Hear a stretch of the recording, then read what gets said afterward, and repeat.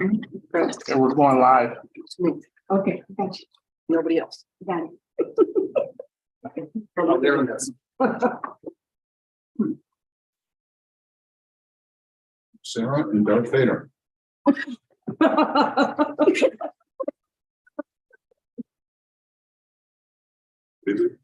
It's Sarah and Darth Vader.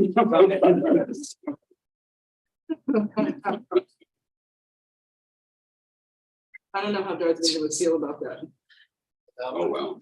Oh, Boy. we're live. People. Okay. Yeah. All right, This is the thickest thing.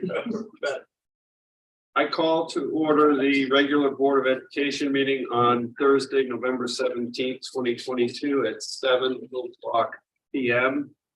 in the boardroom of Oak Park River Forest High School, and ask for a roll call, please. Ms. Spivey, Hi, I'm here. Dr. Maharaj. Here. Mr. Arkin, Yeah. Mr. Henry, Here. Mr. Martelli, Present. Ms. Harris. Here. Mr. Kowski. Here.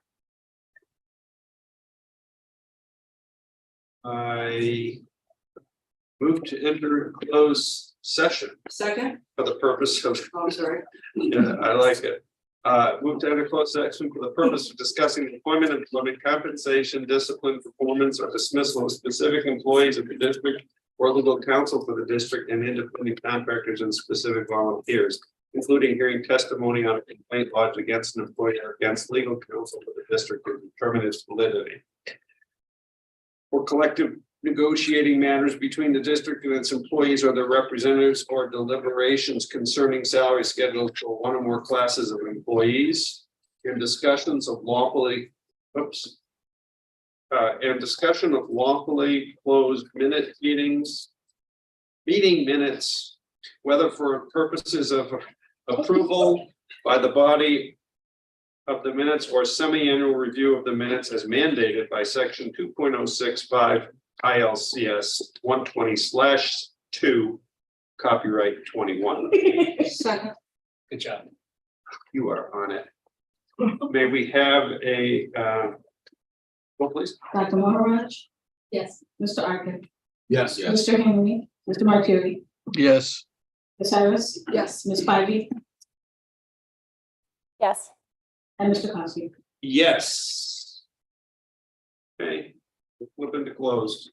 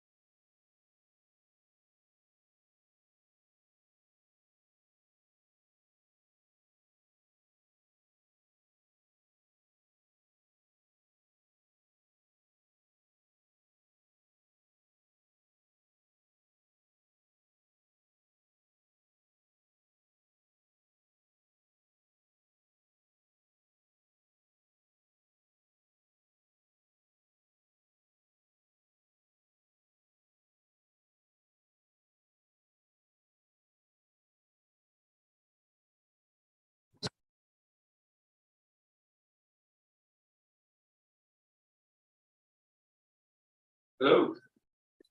We are reconvening open session, and our first order of business is student showcase. All right, so let's get rolling. I think we're gonna start with two tonight. Let's start with athletics, and I'm gonna have Athletic Director Lepson come up to get things started. Go ahead. Good evening. So we've had a busy month in athletics with postseason, but today I'm going to recognize one of our 3 groups that are state qualifiers this fall. So Lenny, can you come up?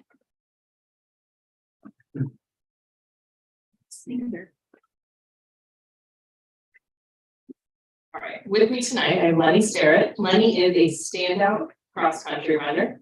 The cool part about it is she's only a junior and she's made it down to state now twice. She's consistently improved each week, besting her times from last year by 30 seconds. This was Lenny's 3rd time qualifying for the state meet, 1st time qualifying as an individual.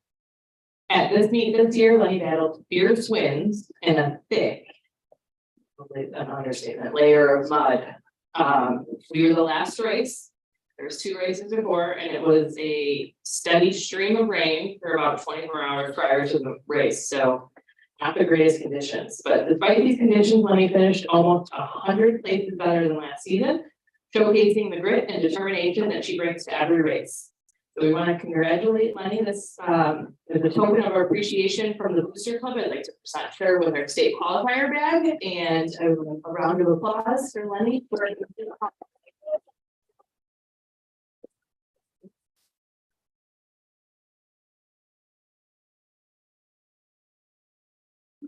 Well, fabulous, congratulations. And I'm going to also have Dr. Fiorenza come up now to begin a recognition of our AP Bridge program. I'm actually going to do it from over here so that the instructors and students can take the front. It's my great pleasure tonight to showcase and honor the Advanced Placement Bridge program. In 2017, Dr. Tyrone Williams designed this opportunity to provide academic and motivational support to our students to take on new challenges by opting to enroll in more advanced classes. This program is presently instructed by Jacqueline Torres and Wilson Caraballo. Say that slowly. And they are here tonight with several students to honor and share with you what they do. Thank you, Dr. Fiorenza. Thank you to everyone tonight. I just want to corroborate a little bit of what Dr. Fiorenza just stated and let you know too that ever since Dr. Tyrone Williams passed on the program to myself, Wilson and I have instructed over 75 students over the past 3 summers. And today our participants here to speak with you about their experiences in the program and the impact it has had on them in academically accelerated spaces. We feel both privileged and honored to have them with us tonight. Hi, my name is Sochi Chavez. I'm a junior and I took AP Bridge this past summer. So kind of what we did, I can't remember everything, but it was fun. I think that's probably like the one thing I want to emphasize. Like, not only was I able to like annotate and like you write CERs, like all that stuff you do in school, it was also like really fun. Like the teachers are great. We analyzed song lyrics of our choosing, and I think that's a great part. We kind of just like it was very much critical thinking. And then the field trips, those were very cool to do in the summer as well. Well, it's really hot. Yeah, that's kind of a lot. Hi, I'm Julia Casto. I'm also a junior and I took the AP Bridge over the summer as well. It was a really engaging program. I really enjoyed it. I learned a lot more about how to analyze documents I'm given in my AP classes, and I learned how to better write as a student. And the field trips we went on were also really engaging. We went to, I think it was the Chicago History Museum, to use the skills that we learned in class. And we also went on a campus visit to UIC, which we got to kind of see what college life was like. And it was really interesting to see that. It was nice to have that experience as a student looking to go to college. Hello, my name is Faith Lee and I am a junior.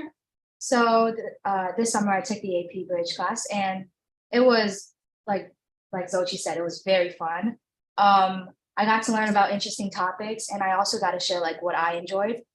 I got to make new friends and have fun, but I also got to learn how to annotate and write better. We went on field trips as well, and we went on a field trip to UIC, and I feel like that field trip was really beneficial.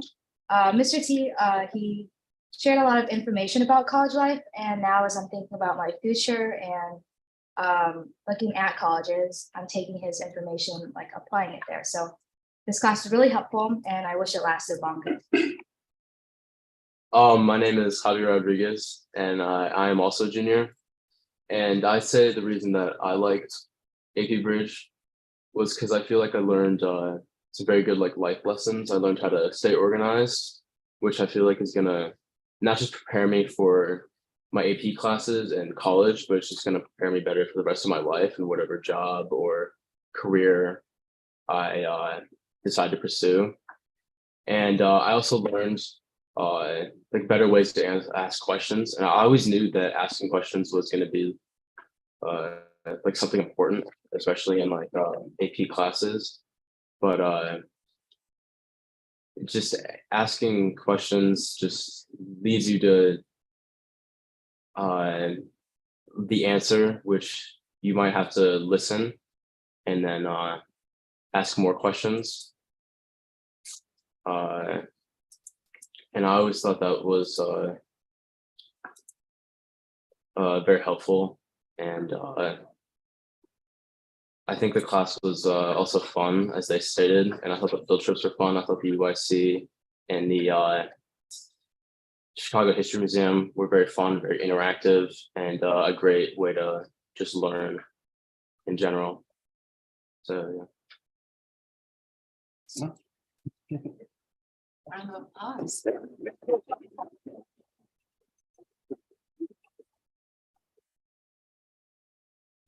Any questions for them?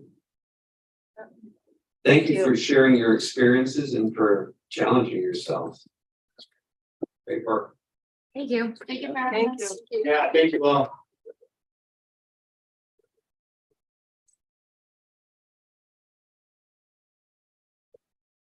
Okay, next up is in the introductory reports is the student council liaison report. Is our student council rep? Thank you. Glad to be back. Good to see you. Sorry for my absence last night.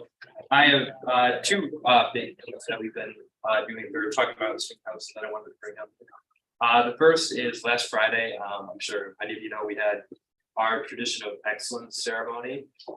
We were very pleased to award it to three pretty outstanding graduates of OPRF. We will be honored Allie Stevens, a class of 2003 graduate, who's a producer and host on Entertainment Tonight in Los Angeles. We also honored Josh Wood, class of 1992, who's the CEO and founder of a production company.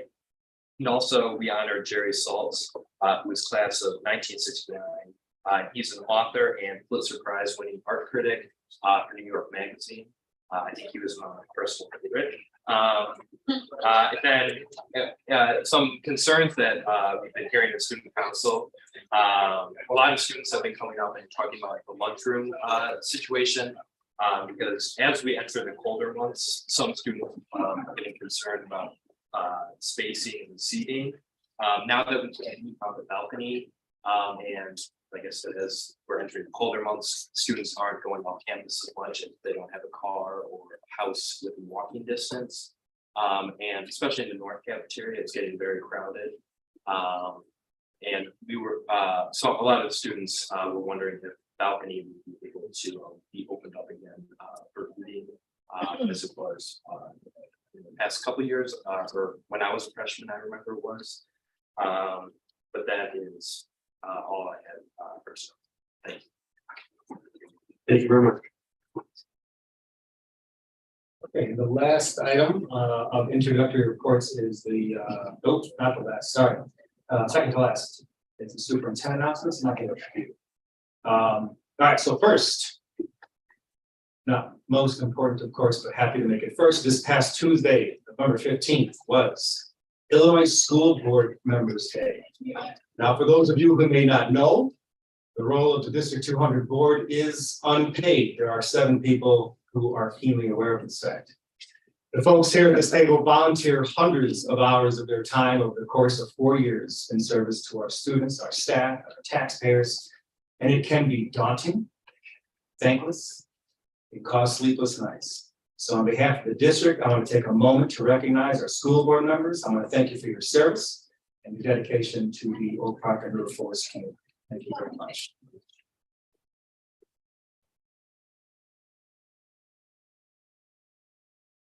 At this time, this next announcement is old news. There's a little bit of extra information I want to share, but on October 28th, the Illinois State Board of Education released its 2022 Illinois Report Card for all schools.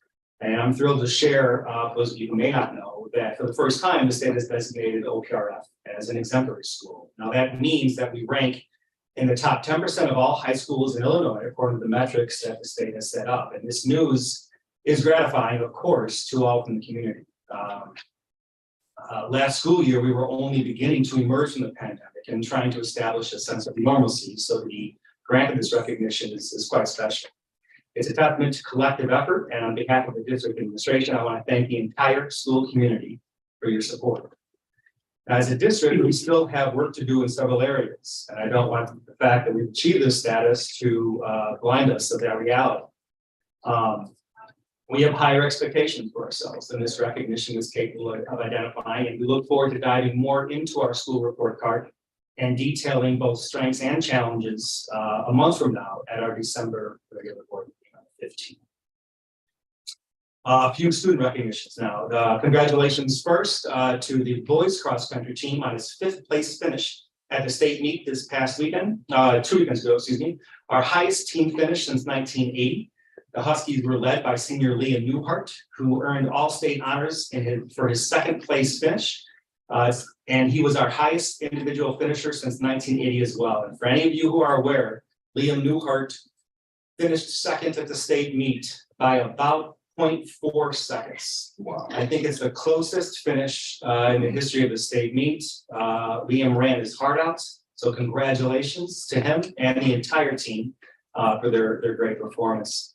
Congratulations as well, as we've already heard, to junior Len Starrett, who qualified, as we just heard a while ago, for the state cross country meet for girls cross country. In girls swimming, sophomore Sadie Murphy, senior Rebecca D, and sophomore Kate Walby all competed at state, with Sadie winning an 8th place medal in the 200-yard medley and a 9th place medal in the 100-yard backstroke. So congratulations to our girls swimming team.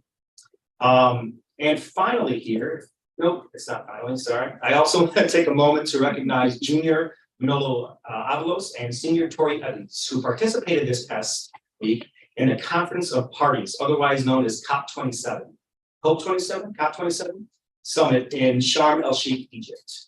The summit is attended by countries who signed the United Nations Framework Convention on Climate Change. At this year's summit were representatives from nearly 200 countries.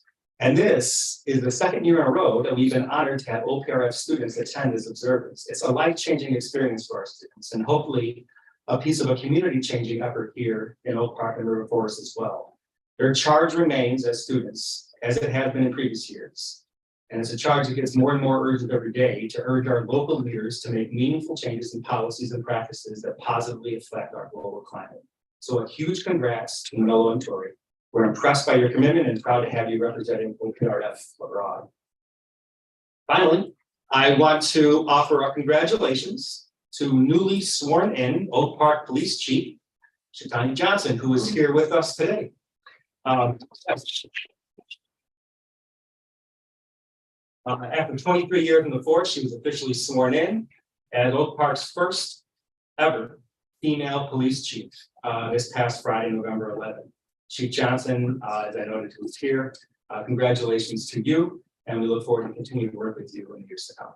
Thank you. And that concludes my announcements. Thank you. And I had the good fortune to be able to, our students that were in at COP27 in Egypt, they actually had a Zoom session where they reported out on what they were learning.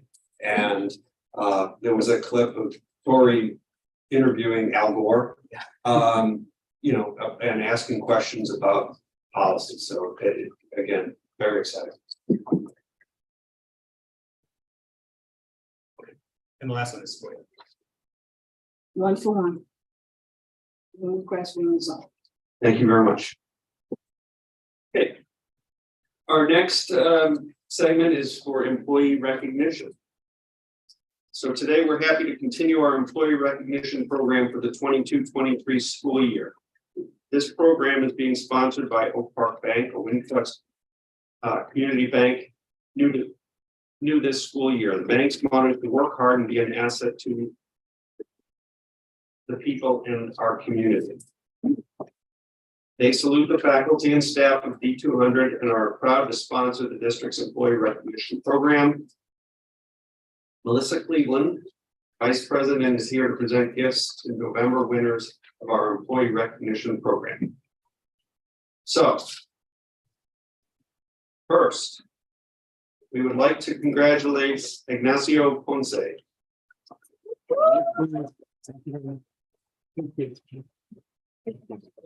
He was selected as the Teacher of the Month. Here's what people had who submitted the nomination had to say about Ignacio. Ignacio led and encouraged all Hispanic students and all employees to begin the tradition of a potluck during Hispanic Heritage Month. This was the first time this had been done, and it was an amazing success. Thanks to his positivity, energy, and pride in our heritage and culture. A lot of love came together in this event. We were able to share our food and pride with all our colleagues throughout the building. Ignacio also is a caring teacher who truly values his students in the classroom. Students have nothing but great experiences with him that they bring to Spanish too. He is a true definition of a Latino making a difference. He is a great role model for the Latino students at OPRF. Congratulations, Ignacio. Would you like to share some words? Sure. First of all, thank you, everybody. This is a big honor for me, actually seeing the population of Latinos growing in the community, in a school, within the staff, all the workers that I see. It's beautiful to interact with everyone in general, but to be able to see someone like myself daily and share these ideas, I truly believe that this is recognition for everybody that's in the school that participated in it. It wasn't just me, it wasn't just Olivia, it was a group of individuals that came together on the bottom of their heart and wanted to participate, to share our beautiful culture, which is always included with music and food. And that's something that we just wanted to share and invited open door policy to anybody and everybody in the school. And from what I heard, it was a pretty good success. I saw people get twice 2 plates. And also, we wanted the food to run out. And at first we thought the food was not going to be enough, and but it was enough for everybody. And we're hoping to continue this next year and bring more awareness to everybody in the school, and share what everybody else is doing, and making this community more diverse, inclusive, and I'm really honored to receive this award. So thank you very much to everyone. My name is Melissa Cleveland and I'm from Oak Park Bank, and Ponce, we just wanted to tell you that we honor you and it's a privilege for us to come in today. I am a Husky parent, and I was telling them I have to be careful because one of my Husky children are here, but with the pandemic, I have a whole new respect for teachers, for faculty and staff, but just thank you for everything you do day in and day out. Thank you for leading Diversity Day. Thank you. I appreciate it. Thank you very much.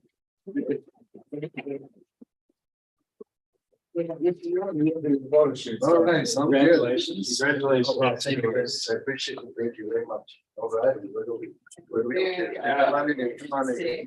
Thank you. Does that work?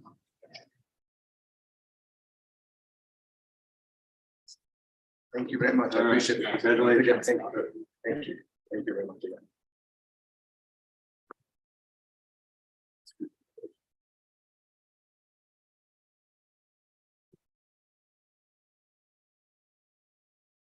Okay. Now, I would like to extend congratulations to our November Employee of the Month, Olivia Miraz.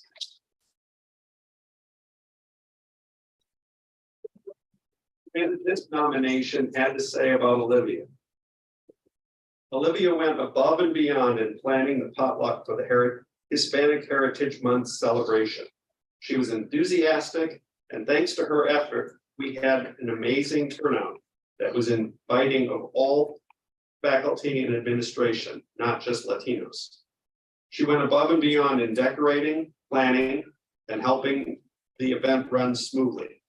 She was even willing to take a personal day if need be to help us celebrate. Thankfully, she did not have to do that. Thank you, Olivia, for your help with organizing this event and starting this beautiful tradition at OPRF. Congratulations, Olivia.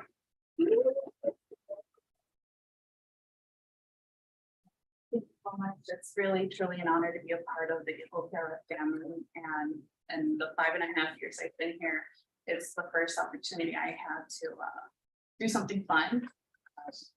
And my job keeps me pretty busy, so I don't get to socialize a lot with our colleagues, and it was such a fun opportunity to get together, and I can't wait for the next year. Thank you. Thank you.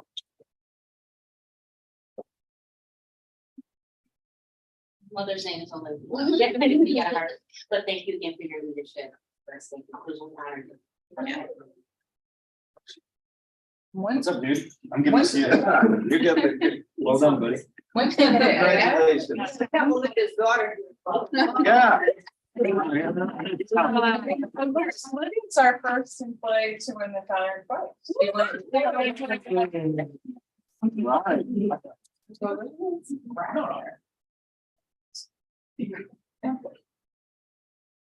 No, you got, you're right. in the middle.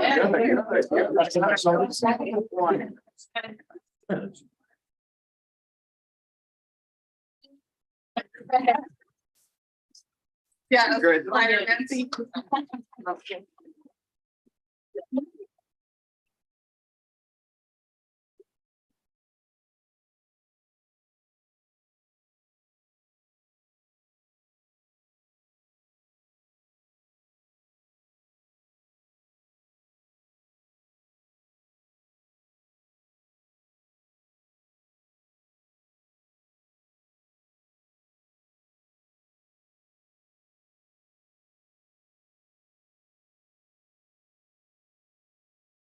Okay.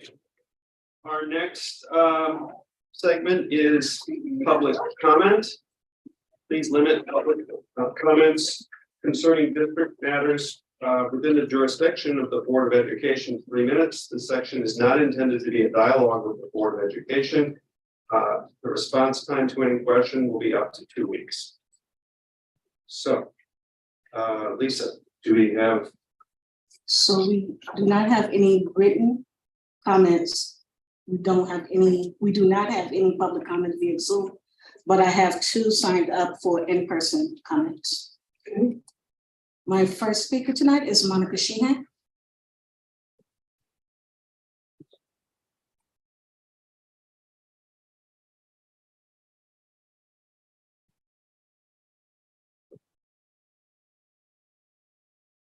Good evening.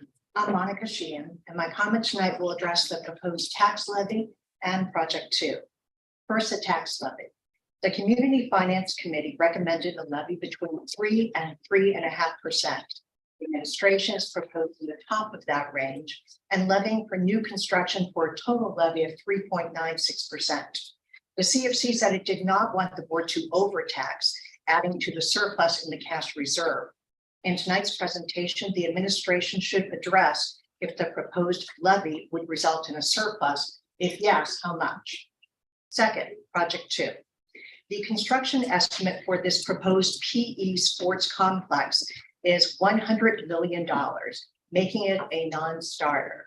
Once bids and borrowing costs are factored in, Project 2's price tag could top $150 million, and it doesn't even include the field house. Our community values academics and equity. There are classrooms, science labs, performing arts spaces, and the field house waiting to be addressed in later projects. Overspending on project 2 would push off these needed renovations, perhaps in our lifetimes, and that's unacceptable. The time is now to set aside project 2 and the Imagine plan. Look at all facility needs and create a rational plan with a price tag to match.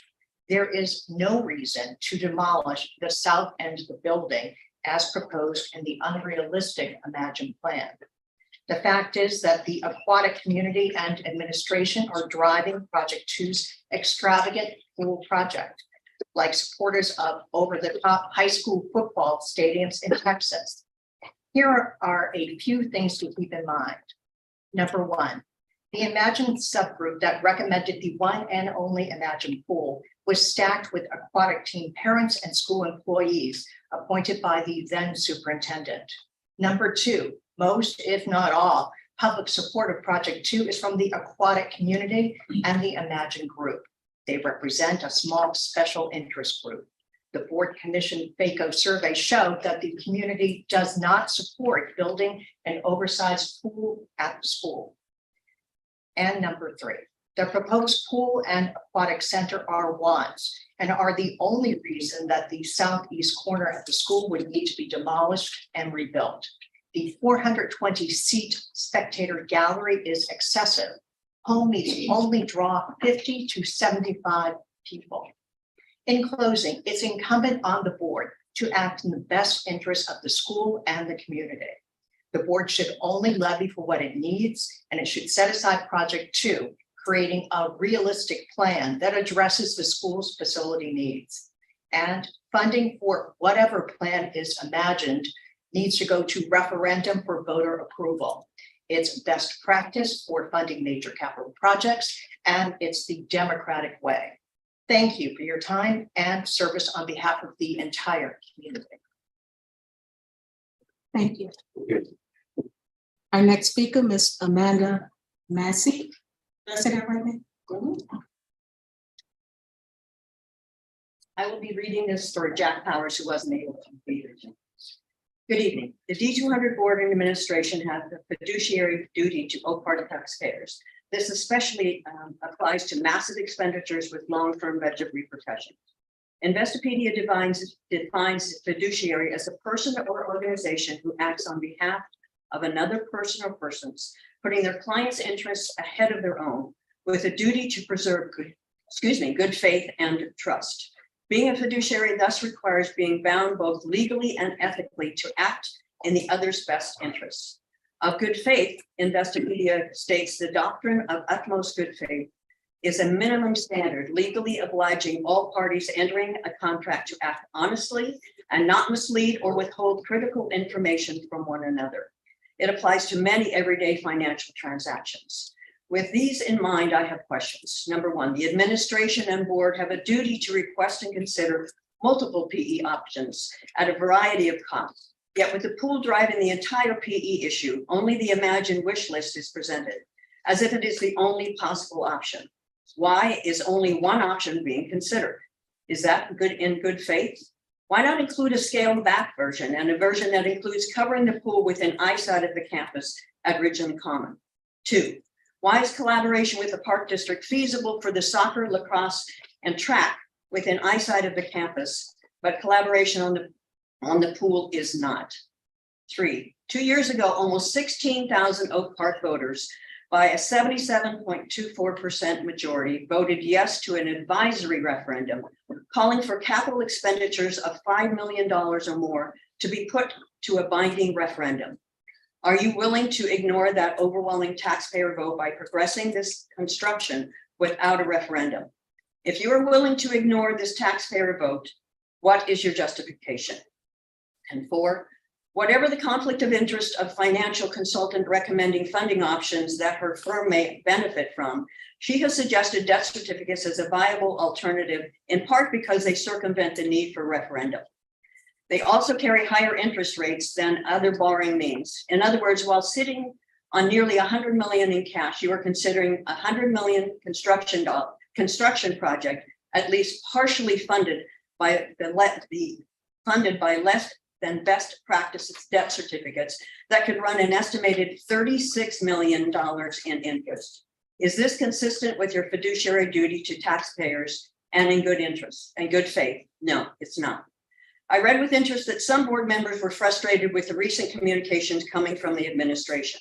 My observation is that it is well past time for the board to direct the administration to provide a scaled back alternative and an option for covering the pool at Ridgeland Common. Who is driving the bus here, the board or the administration? Thank you, Jack Powers. Thank you. Mr. Costi, I just received an additional public comment, if time permits, sir. Yes. Mr. Marty Bernstein.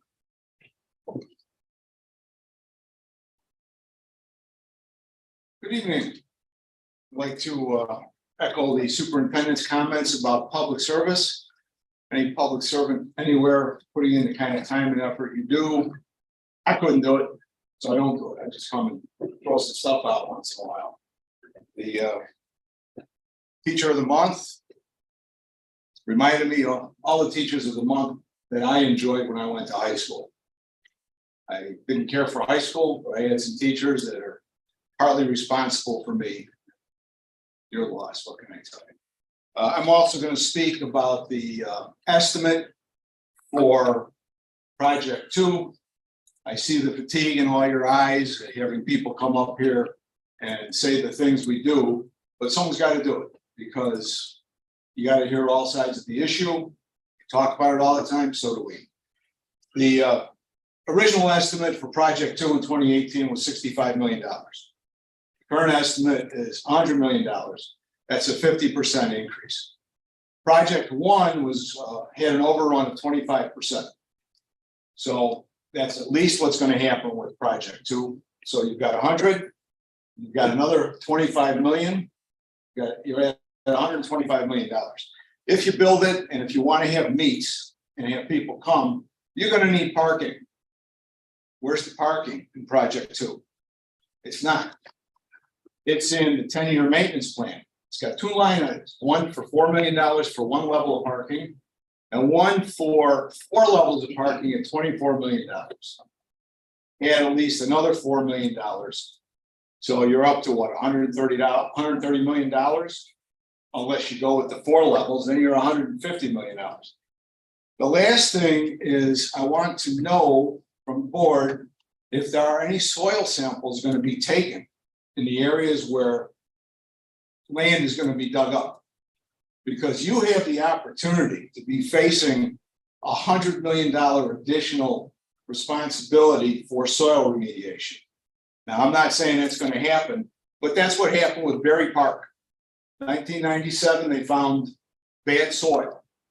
The original estimate for remediation was $10 million. The final numbers, it took 8 years and $100 million to remediate the soil. You need to do that. You need to take soil samples. It might not prove anything. You might still have a problem, but there's no way you can approve a financial plan for Project 2 without knowing at least what you might be facing with that kind of responsibility. And the other thing with a financial plan, if you go through with Project 2 as it stands and there's no problems, and we come in under budget, when do we do 3, 4, and 5? By the time you're done with Project 2, the entire town and River Forest is going to be tired of the money being spent. The people who go into that new pool, their kids going to high school are going to be the first people that have the updated projects 4 and 5, where the rest of the where the rest of the labs and the classrooms are. As of now, you've got about half the classrooms and labs done.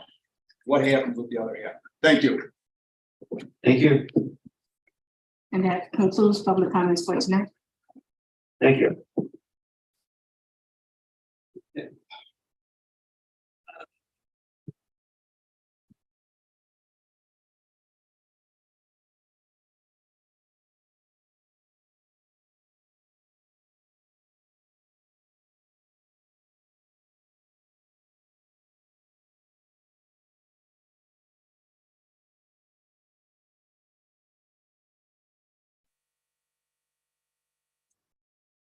Next, we have public hearing for driver education simulation waiver. So I will begin. The district seeks to renew its previously approved waiver of 105 ILCS 527-24.3 of the Illinois School Code, which requires the driver education courses to provide at least 6 hours of practice driving in a dual controlled car. The requested waiver would allow 18 hours of practice driving in a simulator system in lieu of 3 hours of instruction in a dual controlled car. So at 8:12 p.m. I call this public hearing to order on Thursday, November 17, 2022 for a 5-year renewal of the driver education simulation waiver renewal application. Notice of this public hearing has been posted to our website beginning October 27, 2022 and appeared in the following publication: Wednesday Journal, October 7th, 19th and 26th, Oak Leaves, October 20 and 27. At this time, I ask for any public comments regarding the driver education simulation waiver renewal. No public comments? If there are no public comments, okay. So at 8:13, I'm now closing this public hearing. Okay.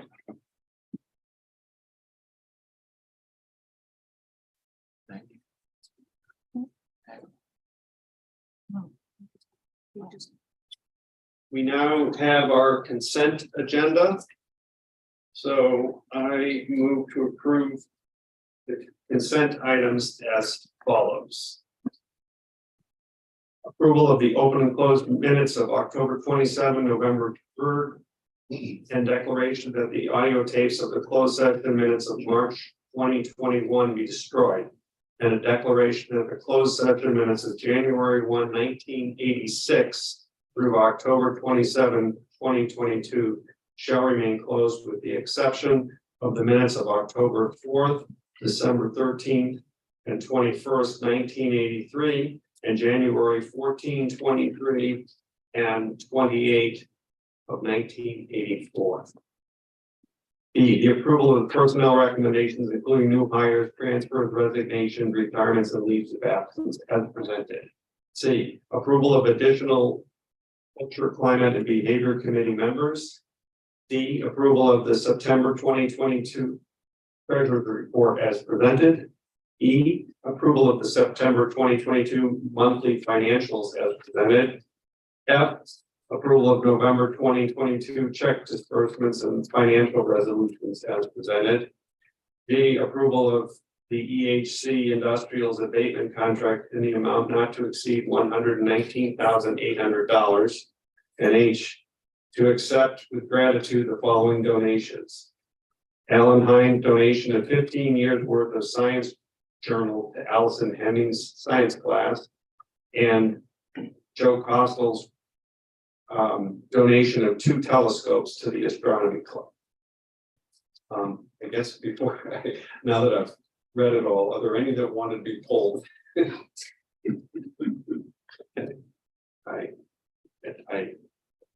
Okay. Seconded by Gina. May we please have a roll call? Mr. Henry, Yes. Mr. Martieri, Yes. Ms. Harris, Yes. Ms. Spivey, Yes. Dr. Maharaj, Yes. Mr. Arkin, Yes. Mr. Costa. Yes. Thank you. Our next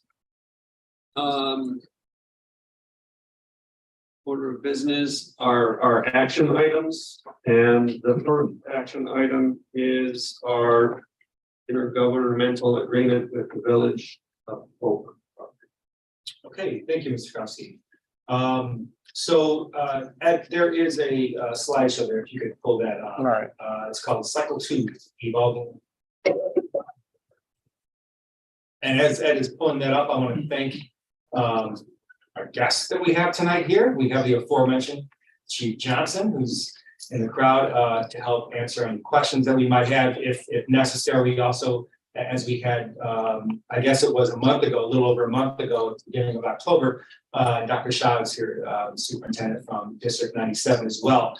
But also from the district for questions specifically pertaining to the district response implementation of the IGA. We have Principal Parker here as well. So before, I'm just gonna make the motion that's on the table. I will stop talking when you. Okay, and then just so that we know what, so I move to approve the reciprocal reporting agreement between District 200 and the Village of Oak Park. Great, thank you. My And apologies. Second. and seconded. All right, now my apologies for jumping in. Okay, no, we're ready now to. So Discuss. I'm going to go over this presentation fairly swiftly, understanding that the board has already seen the IGA. We've already talked about it in early October, but there have been some changes in responses. So I want to highlight what those changes are. The teams that you see on this first slide, teams from this district, of course, District 97 and the village, have collaborated for hours over the past several weeks. And I want to give a specific thanks to Dr. Shah and her team for doing the heavy lifting on the document development of a lot of this information. They've taken the lead in compiling many of the conversations that we've had. So thank you very much for that effort. So if you could move along here, Ed, to the next slide. This is just simply a reminder of the dates in which we've already had those conversations at the initial conversations we had at Village D97 here in the district. And the next slide takes a look at the key provisions within the proposed agreement. This information has not changed from last time we presented this, okay?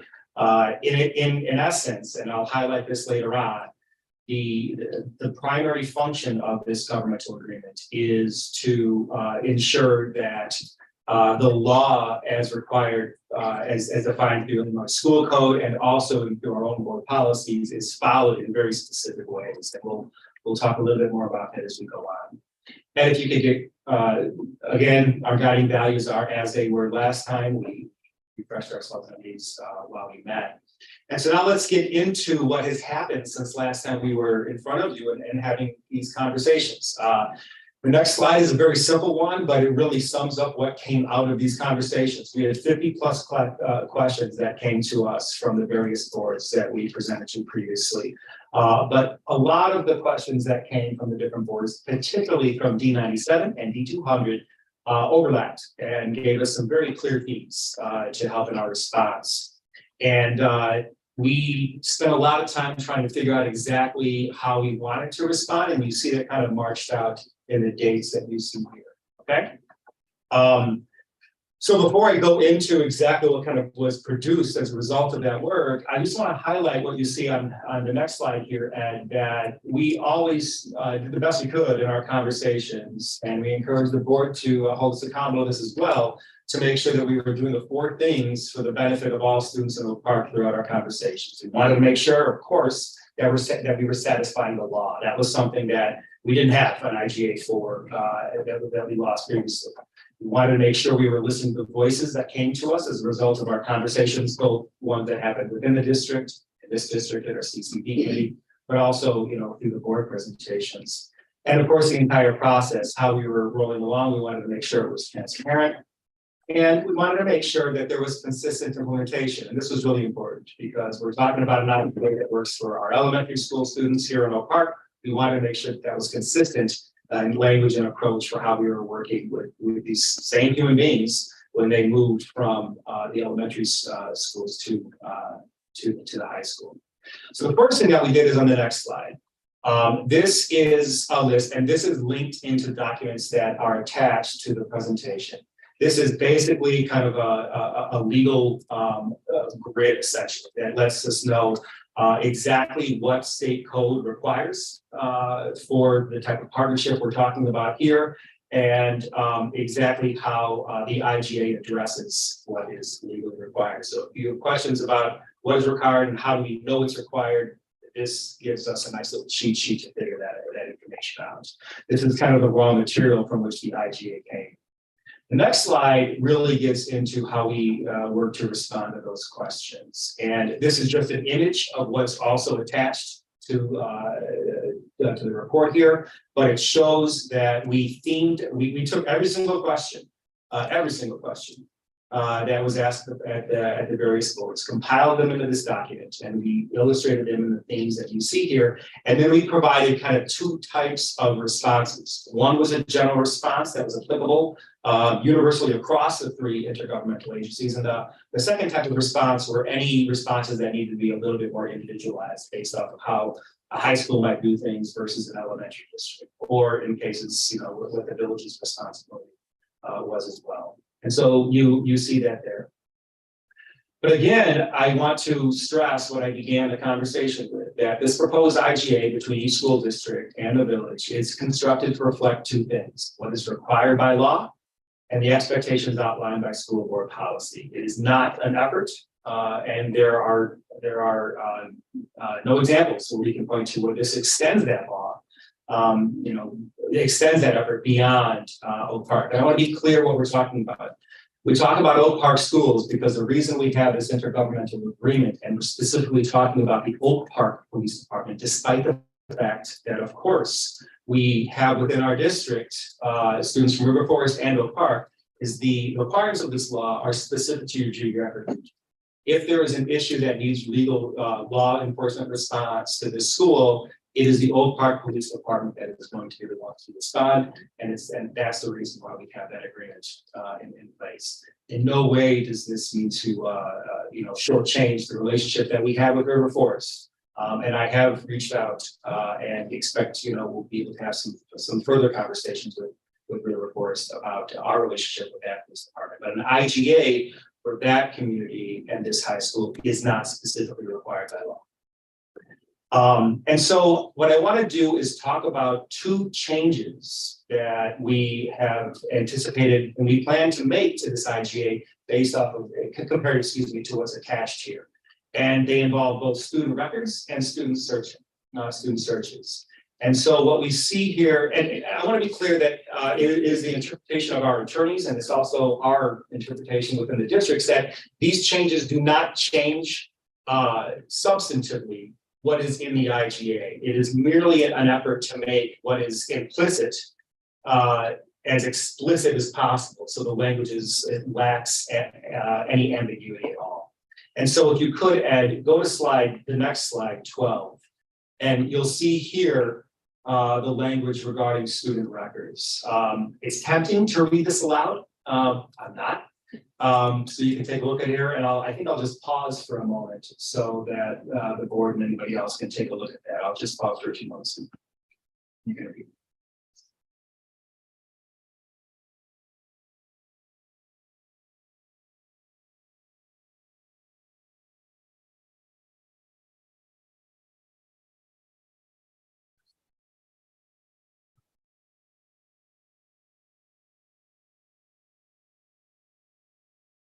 There definitely were questions that we received about what happens to student records and how does that unfold. And this really helps to explain current practice that's going on in this school district, but it really makes it as transparent as possible with this language. And so we will have that drafted out. If you could go 2 slides later on this, you'll see the exact same thing regarding, police interviews as well.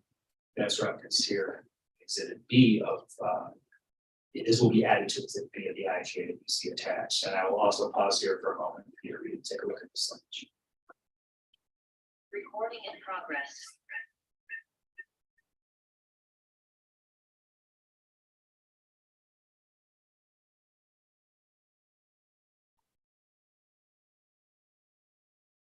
Okay, so that is that change. And again, that will be in the IGA if that is how the amended motion will play out on this board. And so if you could just roll quickly to the next one, if that is language that works for this board, this is the amended motion that will need to be read in the record as we move forward. Okay. And the final thing that I want to say, if you could just slide, just do 2 slides. This is the timeline for when we're going to go to the village board, but we're already mostly through that entire timeline by this point. I want to point out that this, all 3 of us commit to a year from now, upon the presumed approval of this IGA, to come back to the board and discuss, you know, how did this go? What has happened as a result of this IGA?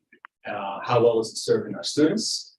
And what feedback have we gotten on the relationship between law enforcement and students in school, and also anything else that we think might need to be addressed as well as we move forward. Which isn't to say we couldn't have other conversations at other times, but it is to say that definitely a year from now we will come forward and have this conversation. It'll happen in 97, and here is all of us. So with that said, I'll pause and open up for any questions if there are any. But again, I'm gonna do it last time. Thank you for the team for coming together and helping work so much on this.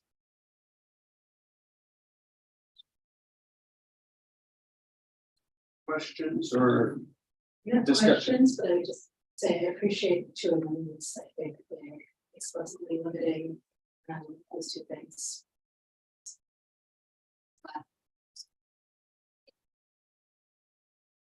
Right? Yeah, I also want to thank not just you, but both the superintendent and the chief for getting this put together. I think it's incredibly important. I want to emphasize how my feelings that I stated it last time we talked, and you just mentioned about the bullets. I do have a concern there, especially because we do operate programming, all right, in bricks and mortar there. And so that's of great concern, especially because of the nature of the students that are there. Yeah, thank you. Thank you. Duly noted, and I will continue the conversations. Okay.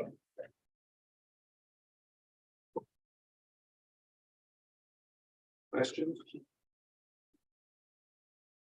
I have a question. Yeah, okay, Sarah, please.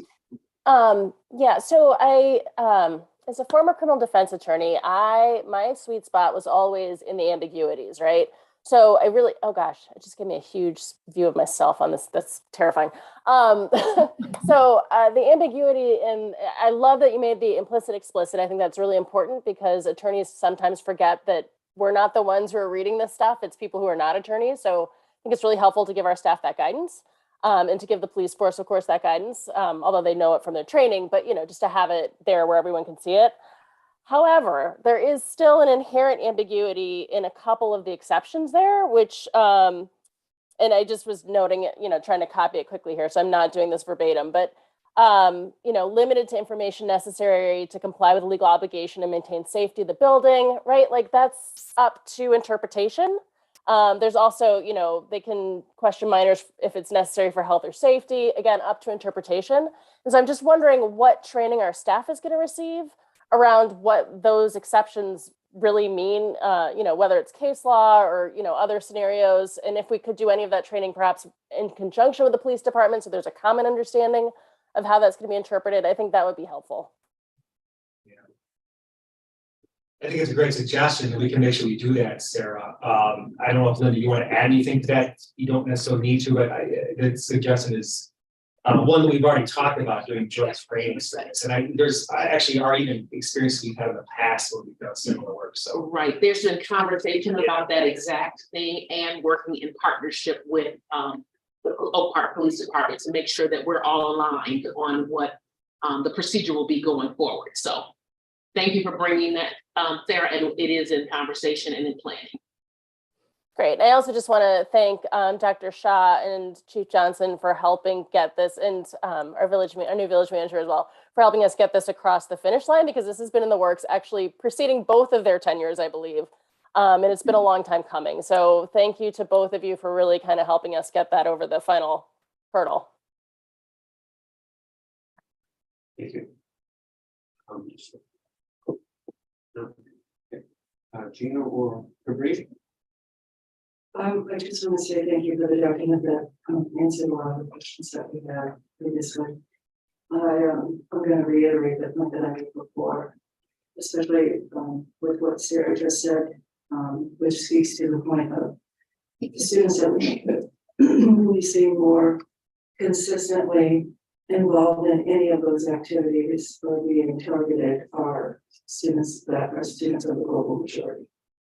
And I would really hope that what you'll do in partnership with CCB moving forward, as well as with the rest of the board, is it really be aware, monitoring, evaluating, having those conversations. Our data and our always looks the same. I'm highly concerned that it's going to continue to look the same, and that this measure isn't going to do anything to adjust or attempt to change that. I don't see anything in this agreement about working restoratively. I don't see anything in the agreement about how this might be a larger conversation, and congratulations on your new role. But this might be a larger community conversation about how we're going to shift what currently we see happening. So it's still very much at the front and center of my mind as we move into this. And I just want us to be sure that we are ensuring that things are, our students' experience is different, particularly our students of the global majority. Thank you. Yeah, congratulations. It's big. But I'm a methodical person, and this feels like we're moving too fast, just from my liking.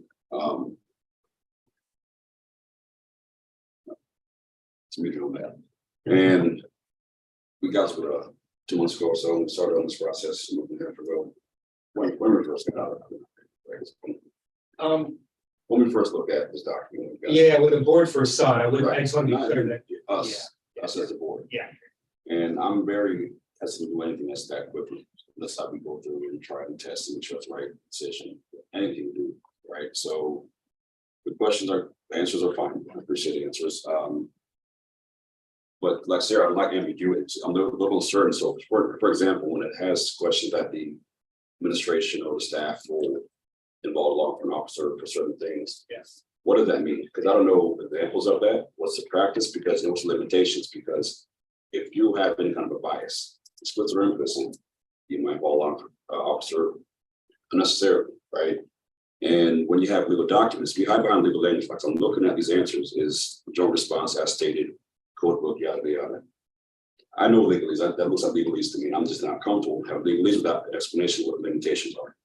So for my sanity and to make sure we make the right decision, I think we got to get rid of the ambiguity and make it more explicit or more productive. One thing in concern I'm worried about is talk about training, right? And I don't just care about the joint task, the training, the threat assessment. What about training for de-escalation?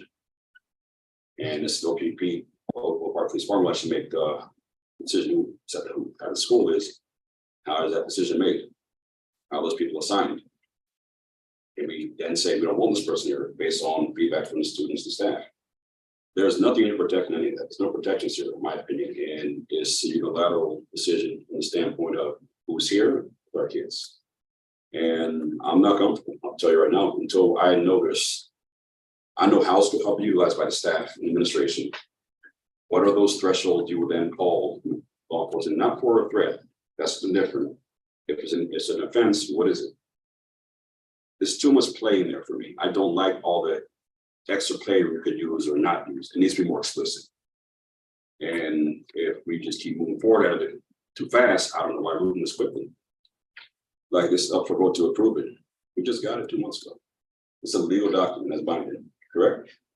Yes, okay.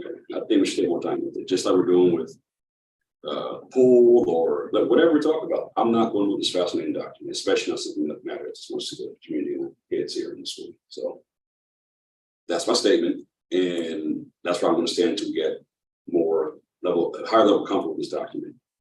So, thank you.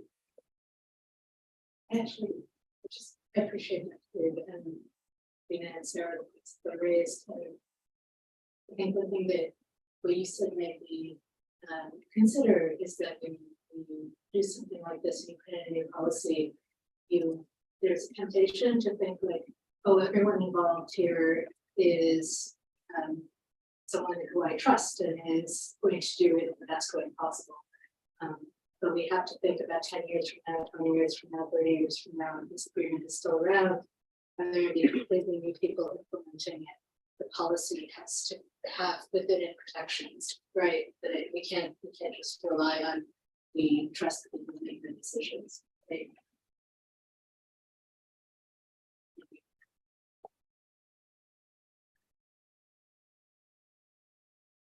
I want to respond in two ways, I think, right off the bat, if I can, unless we want to move on with other questions, but. No. Okay, first, I do want to reiterate, I hear you, I hear you loud and clear, Karina. So I'm gonna take your questions maybe one at a time here, if I can. I'm not sure I'm gonna capture them all perfectly when I do so. My best. But before I do that, I want to reiterate that, again, there's nothing we put in here that binds us or requires anything of this school district beyond what the law or board policy already requires us to do. And I want to illustrate what that means and what this does give us, for example. So if there's something that occurs, and there was a question that, I'm gonna use this as one example. There was a question that we received in some of our conversations about when we would involve an officer, when we would contact Oak Park Police when a search of a student might be required. The only instance historically that we would do that, and the only one that we anticipate ever doing, is when there is not just, when there's a firearm, when there's a rumor, there's a suspicion that there may be a weapon of that type on a student. That's something that we would definitely involve the police in. Now let's talk about what that looks like. Currently, without this IGA in place, our path there in that situation, or for many other kind of lower grade issues, right, where we can get guidance for this, is to call 911. And whatever officer might be available at that point would be the one who would respond. What we want to be able to do is build on relationships so that the officers who might respond, the officers who would be in our threat assessment teams, let me use that as an example, know OPRF. They know our staff. They know how we, what our values are, right? They've been part of this community to some extent in a communicative way, so that when it's time to respond and work with our kids, we have that relationship to help kind of figure out how we're going to respond to that. Without this, we lose that type of kind of individual relationship. And I want to talk about, I want to just underscore the point about the threat assessment. We do need an officer on that is required on our threat assessment teams. And again, it is important that the person who sits on that teams and helps to make decisions, and give guidance to how we are responding to threats as they occur of a lower grade than what I might have provided, is somebody who knows, what's going on in the school. So the point about training, I think, is a great one, and it is something that we can continue to build on and talk. But it is something that probably is a place in our ongoing procedures. It's how we implement this in the school, rather than something that is like hard policy. How we do training and professional development, all that stuff, is something that will naturally evolve over time, with a little bit more fluid, right, than a board policy or an IGA even would allow. So. Yeah, so I just want to, it's not to invalidate the questions. I think the concerns about having something like this, we've heard throughout this process, and I think they're incredibly valid, but they aren't ones that we are, ignorant to as we look at the process too, of course, right? So clarification, Yes. to ask, is there any reason you have, it seems appropriate to me at policy level to say things like, in line with the school's values, concerning restorative practices, right, and being prioritized or something like that. Seems like something you could put in a policy statement without getting, I understand, like, you don't want to get into the weeds of like all the details, right, of procedures, in a policy statement, but a broad policy that says these are our guiding principles, seems appropriate. Yeah, I mean, I understand that, and it's something we'd have to discuss, but I would agree that that seems plausible, right? It seems reasonable.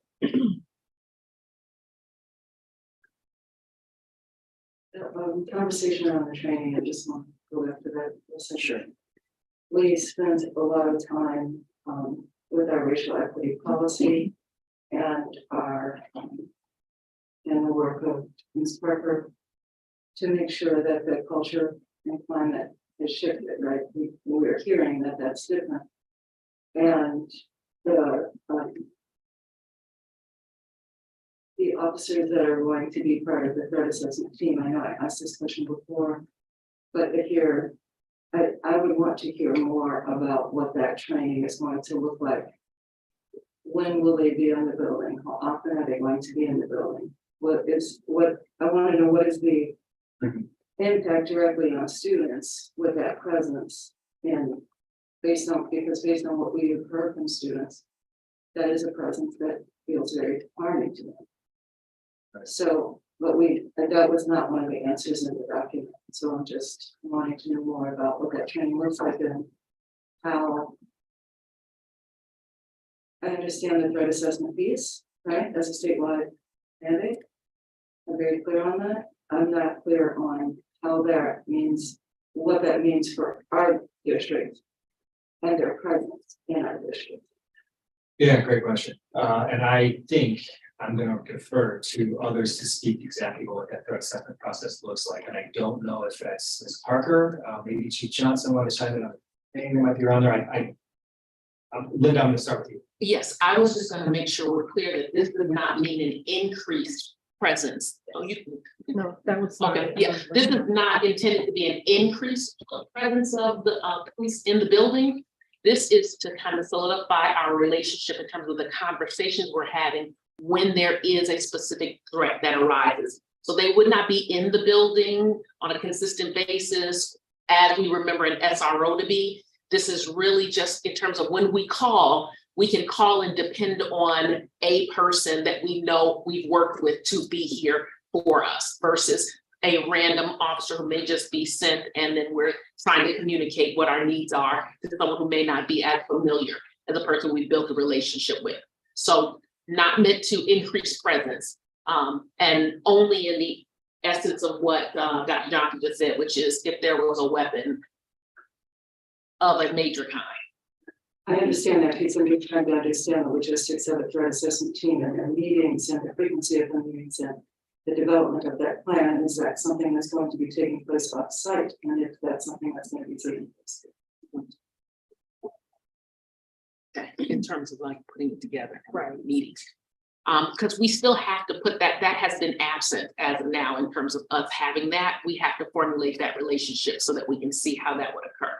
And it does not have to be here on site in terms of where the meeting takes place.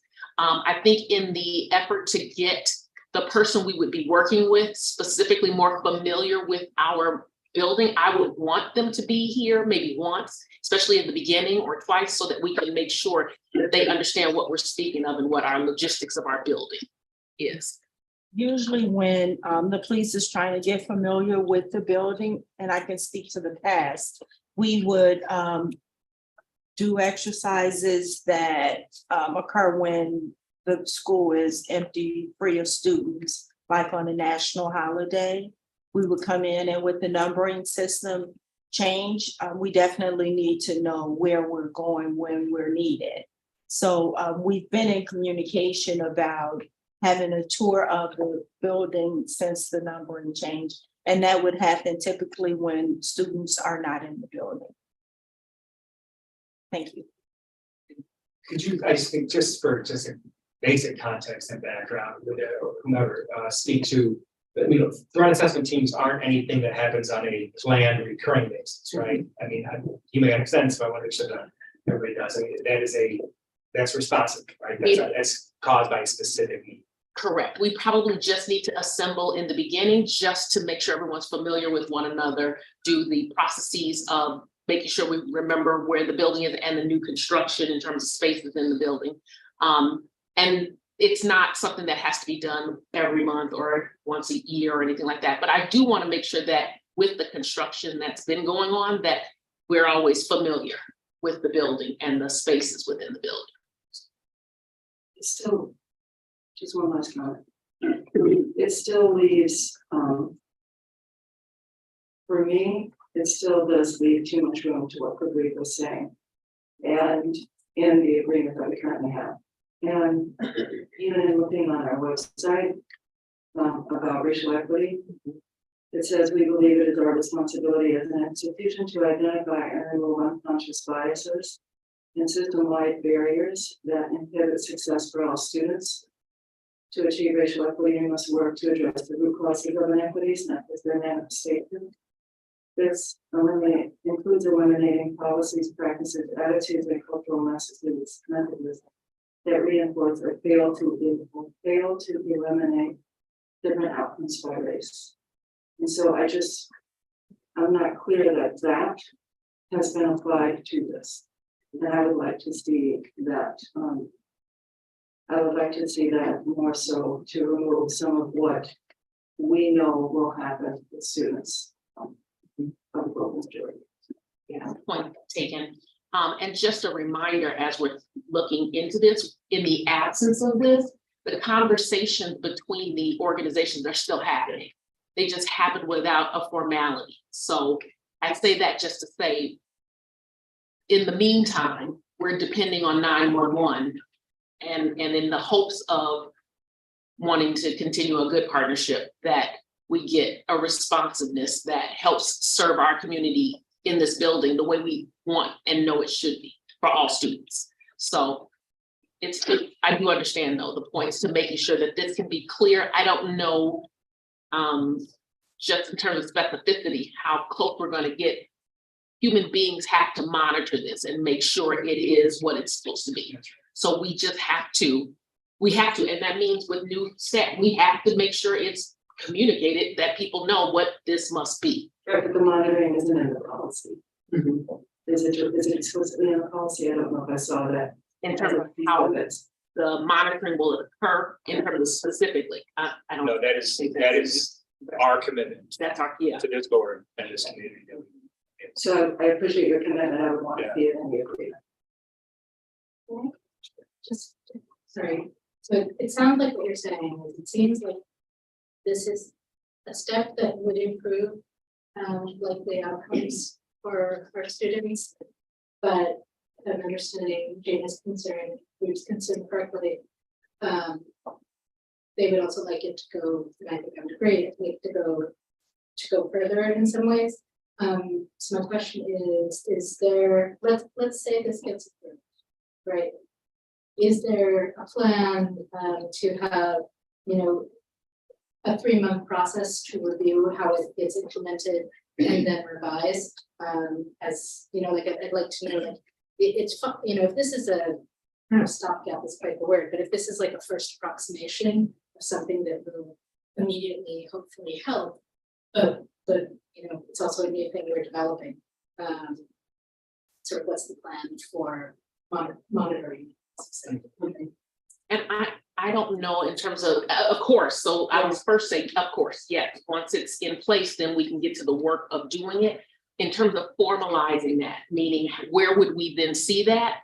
In terms of seeing it in writing, we have to talk about how that would be communicated. I know how we could communicate it in our publications, but again, to make it.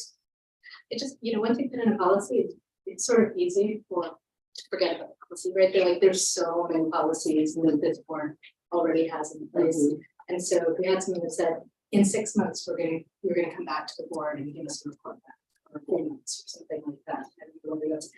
And I don't know what's a reasonable timeline, but I know you guys have been working on this really hard for a long time, but. I do believe that we committed to meeting in 3 months. I think it was around spring break, just to do a check-in to make sure that everything is moving in the direction that we anticipate on things moving.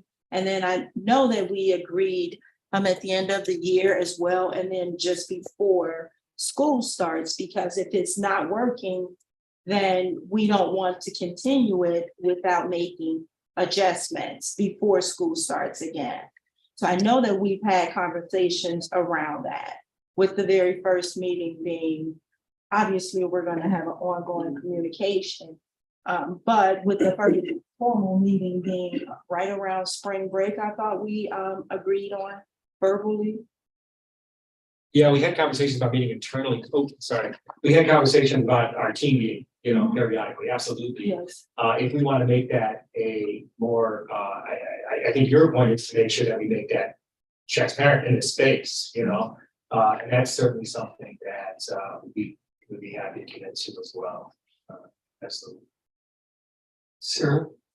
Yeah, I just want to kind of speak to the IGA part of this. So intergovernmental agreements are simply contracts, right, between a district, in this example, and another government entity.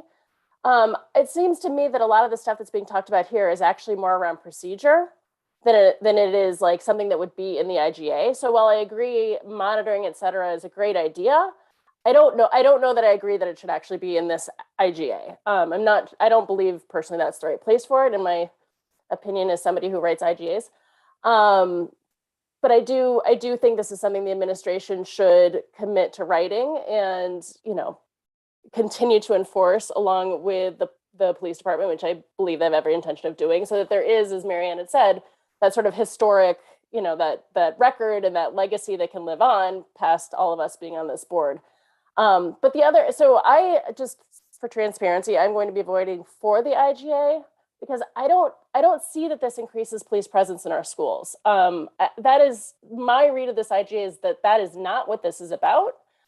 This is simply to make sure that we have the most rapid response in the event of an emergency that's as well coordinated as we can possibly have with emergency personnel who might be providing any sort of assistance, right? It could be a student starts choking in the building, right? Or it could be, you know, a power outage or a tornado or any number of things. This allows us to coordinate better and more fully with the Oak Park Police Department. And that's where I'm coming from, is an emergency scenario in which our students' safety is at stake. I think we need this. And I think without this, we're leaving our kids exposed to you know, a lack of coordination that could prove really terrible, as we've seen in other school tragedies around the nation. We need this to be able to exchange the communication as quickly and effectively as possible. So that's my stance. Thank you. Did you? My question was more about implementation, and we never really answered that question, right? And again, again, right? It's a document, yes, but my question is how's it being implemented, what's it look like? And that was not answered. So, for example, when I asked about officers that will be on that drug assessment team, the question was, what kind of training does that person actually have? De-escalation, conscious bias, and all that stuff. Because we don't pick that person, correct? That was one question. And what does that look like? Because the document it's a legal document. It's what it. Here are the parameters that we can do, but how you implement a policy is vastly different. It could be, right? And I just need the administration to tell us what does it look like to implement it. We're not keep going. I get the legal route, and I keep doing that part. That's something different. Your parameters. So within those parameters, how are you actually going to do it? As far as training for the police department, we have the annual training on implicit bias. I actually teach that to other law enforcement professionals. We also have crisis intervention. So that training is dealing with any individuals who are experiencing mental health crisis. And as far as de-escalation, all officers receive that training. And we do have an annual in-service training. But more importantly, what I think we need is to be able to train with the staff here so that we're doing things in sync to ensure the safety, health, and welfare of not only the students, but the men and women in the building as well. Because any person within the building can be victimized, and we want to make sure that we're doing what we can according to the standards that are in place here at the school. Because what we do understand is that we're visitors in your building. We're not here to take over and to do things the way that we would do it in the street. That's why it's very important that we have a threat assessment team, that we have consistent officers that are familiar with the building, the policies and the procedures that you all have within the building to make sure that we are providing the best possible service. Without that, we're just responding and saying, where do you need us? And then trying to find our way. If it's an emergency, I can tell you that the police will be the first on the scene. When she spoke about an individual choking, we would get here before the fire department could ever get here. Knowing the building is essential. Understanding the policies that you all have in place is essential. We don't want to come into your building, into your home, and cause harm to anyone. Without this agreement, I want to make sure that we're doing things according to the way you all need it done, not according to just our training. Yes, our training is needed, necessary, but if we don't understand the way you want us to operate within your house, then it creates confusion. It creates a delayed response. And what I don't want is to see anyone not getting the service that they need as efficiently and quickly as possible. And I can tell you, if by chance we have an officer that doesn't understand, they won't be a part of it. I've been a part of this school for the entire time that I've been a police officer in Oak Park, and that's 22 plus years. I know most of the staff, there's a lot of new staff, but I'm passionate, and I cannot say this enough. I'm passionate about the health, wealth, and welfare of all children, of them all. And to have an officer to do anything outside of our guidelines, that won't be accepted, it won't be tolerated. But I can't speak enough, and I know I'm going on and on about the importance of this. This is hugely important, just to share information, to get us all on the same page, not to victimize students or even staff. But we need it, and I'll end there. And I'll just say too, right now, we can only speak about what our trainings are separate, because without this IGA, we can't pair up to have the conversations about what we would do together. So I can speak to like what our security staff is doing here and what our teaching staff knows to respond, but we haven't had an opportunity to have that conversation about our procedures as one, because we just don't, we have to have this to do it. So. And I appreciate that your response, and I thank you for your answers, and that leads me to a frustrating point I have since I've been on the board for the past 2 years, almost 2 years. I feel like I have to pull information out to get certain feedback, certain items, right? Whether it's a tenure maintenance plan, whatever it is. How it was presented tonight would have been great. That's how it was presented initially, and the presentation was talked about, and it's talked about, but we tend to be brought a policy document or MOU or legal document, and then I feel like we had to pull information about what it looks like, how to implement it, how to actually bring it together. So Chief Johnson's response was beautiful. I appreciate it. But it should just be presented that way. Instead of showing a document that's legal and whether it's financial, whatever, it's like we don't get the full picture until we kind of ask and pull and ask more appropriate questions. And not to beat you guys up, that's not my intention, but I need clarity. Like I personally need clarity on the topic before I say yes or no. I cannot do things half or piecemeal. I need the full picture. Otherwise, in good faith, I can't vote on anything. Because I represent the community here, and not just certain kids, the whole community here. So that's my take. So again, I'll reiterate going forward, can we please just have a complete picture of what it looks like and not just a legal document? Yeah, can I please respond to that? Sure. I get it, and I'm not gonna present in any way that on any given item that we present, that it is the complete picture. I'm not saying that we don't intend it to be, but I can't promise that they're always gonna cover, all angles on something. with this one, with the questions that we received at all the boards, whether it hit the sweet spot for you, our effort was really to take every single question we got and very transparently communicated, show exactly how we clumped them up for our themes, and then respond thoroughly, not just in unison with one another, but also individually as well. And so sometimes I want to add a yes and to your comment. These conversations about what we've done are necessary for all of us involved to fully understand each other. There was a bit of a conversation, but there were really probably about I'm estimating roughly about a third as many questions from this board that we had in comparison to the D97 board that we compared to this. And we were probably fairly similar to what we got from the village board as well.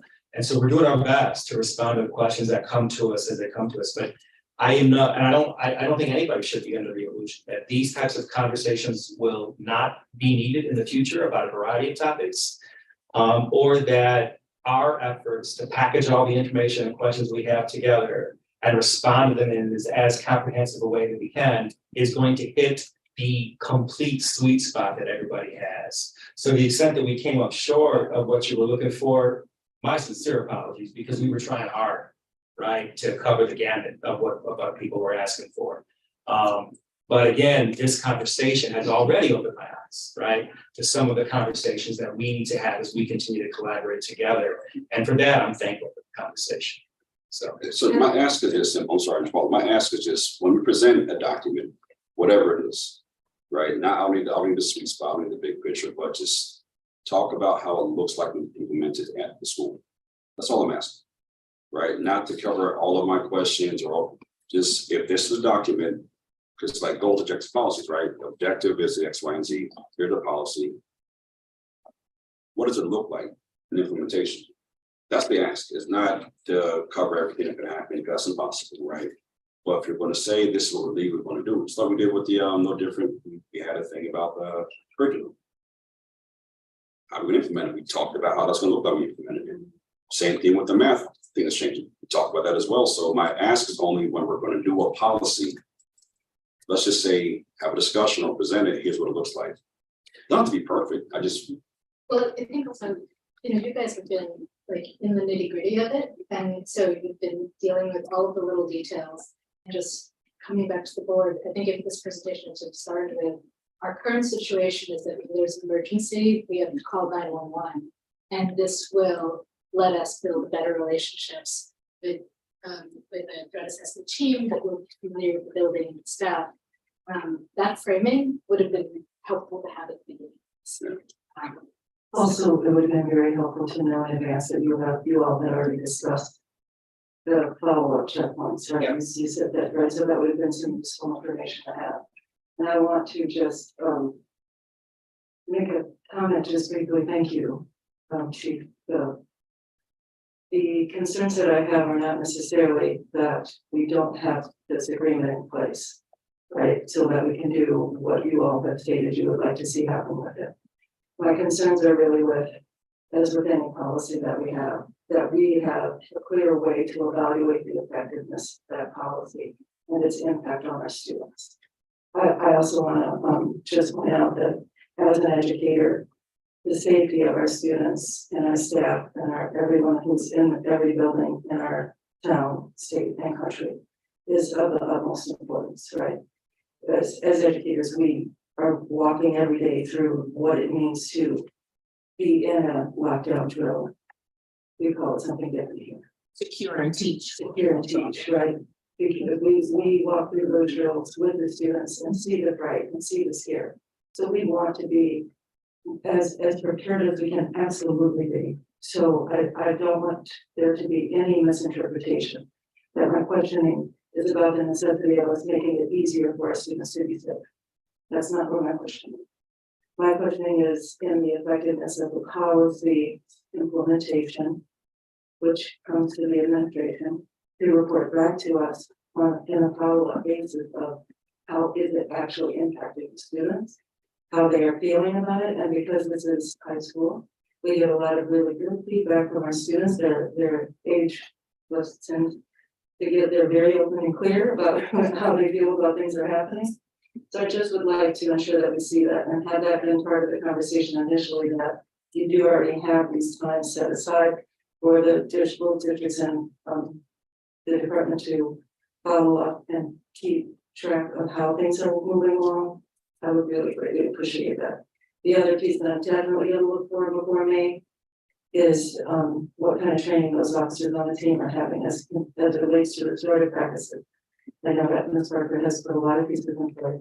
And over the years, we've done a lot of work to ensure that that is part of what we're doing. So I'm gonna look to see if that's part of it. Thank you.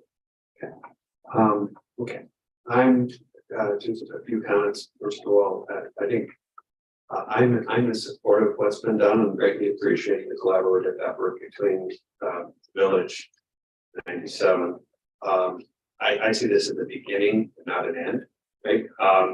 And it is policy, so it has substance, but it's needed for us to move on. So for that reason, I am in support, as has been the case with other significant policies, and the need to have the support procedures and such is important, is very important. And we've had those same discussions as we, gone and implemented those. And so that's something I look to the administration to fill in those, those gaps, which is getting into the procedures. But I am in support of what is being shared as amended here. And with that, I'm going to ask that we, first of all, the motion as presented, I need to read because you have it. Let me.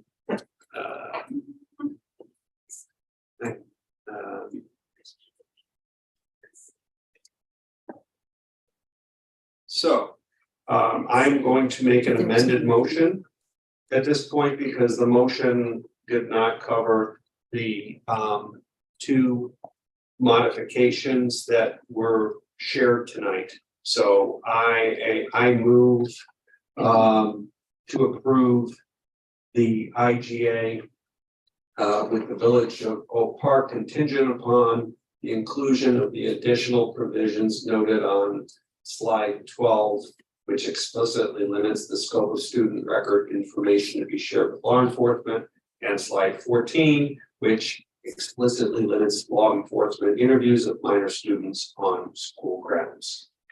I'll second it, but I also have a clarifying question. Please. I don't know if you misspoke, Tom, but you just said that this was a policy. I want to clarify, this isn't a policy, right? This is an intergovernmental agreement. An agreement, thank you. Okay, I just wanted to make Yes. sure that No, we weren't doing something I didn't understand. Yeah, yes, thank you. So that is the motion as seconded. So may we please have a roll call? Mr. Martieri, Yes. Ms. Harris, Yes. Ms. Spivey, Yes. Dr. Maharaj, Yes. Mr. Arkin, Yes. Mr. Henry. I'm gonna vote. I really want to see what I really need you guys to talk about how this looks. No, I work from her. I know. I'm talking about our administration. Okay. Like I need us to know what it looks like better because she gave me very cogent response, and I need to have the same kind of thing.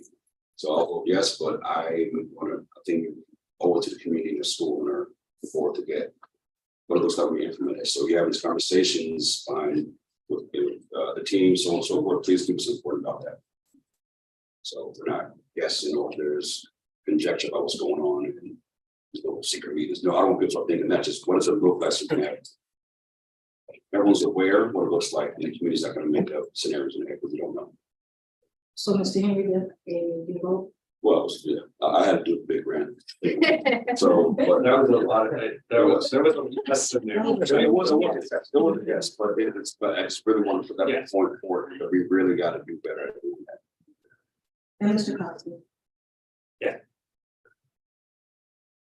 So we had, help me out, we had the original motion that was without that. So do we have to do anything with the original motion? It I think the motion covered. It covered it, so yeah, I just want to make sure we don't have a handling, you know. Okay. Thank you. Thank you all for allowing me to speak and having me here tonight. Thanks for coming. Thanks for being here. No,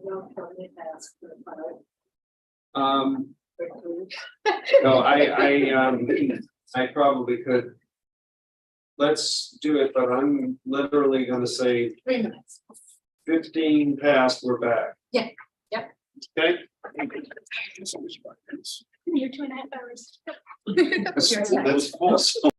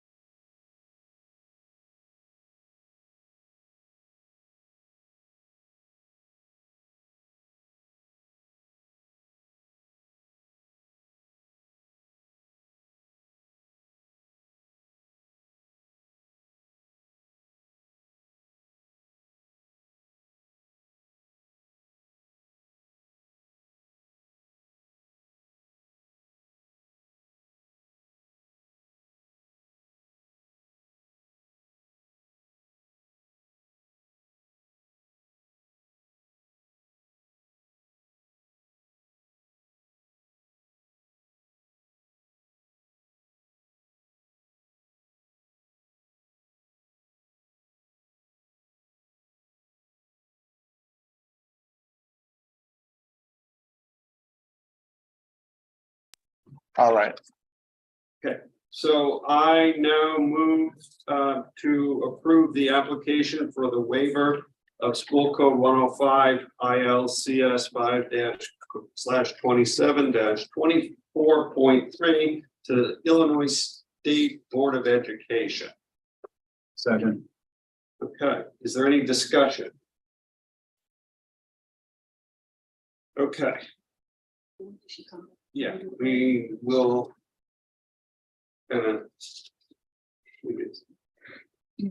Start the roll call. Yeah. Okay. Okay. Mr. Henry, Am I holding us up? Mr. Henry, We're voting on the Yeah. driver's. we're waiting on the driver's. Driver's ed, favor. Yes, second.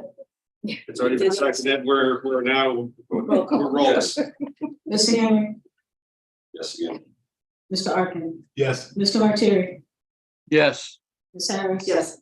Mr. Spivey, I mean, Ms. Spivey. Yes, Dr. Maharaj, Yes, Mr. Costi. Yes. so we had a gender dress, never have to worry about that again. So, Okay.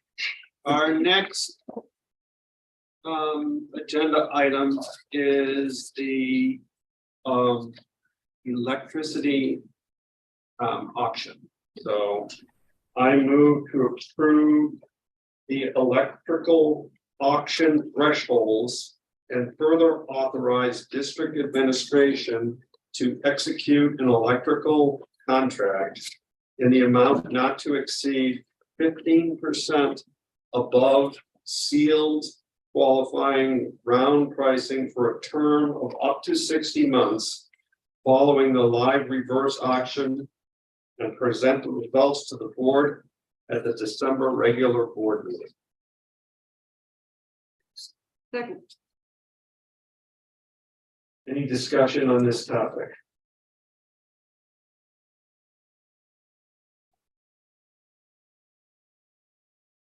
Okay. Hearing none. I'm looking through my little hands. No, there's not. Okay, thank you. Then may we please have a roll? Mr. Martieri, Eating leftover Halloween candy, but yes. Mr. Arkin, Yes. Mr. Henry, Yes. Ms. Harris, Yes. Ms. Spivey, yes. Dr. Maharaj, Yes, and I Mr. Costi. Yes. was just gonna say, I successfully unloaded the last of my Halloween candy on my students yesterday. Okay, our next action item is regarding the levy. So I move to approve the total recommended 2022 tentative levy request of $77,805,794, which represents an increase of 3.96% compared to the estimated 2021 tax extension of $74,842,073. Second. Okay, and discussion. You have any? This is a super minor note, but in this summary of findings, the last line about cost to taxpayers. You know, that on a home assessment of 400,000 would be approximately $132.41 per year. But I would set an additional $32.21 per year, correct? Like, so does that make sense as a clarifying thing? Yeah, so the cost of the taxpayer. So like, yeah, I just. Yeah, so it's implied, but I think just for clarity to the public, I think it's helpful to say that, you know, the cost, you know, of this levy at a home assessment of $100,000 would be approximately an additional $32.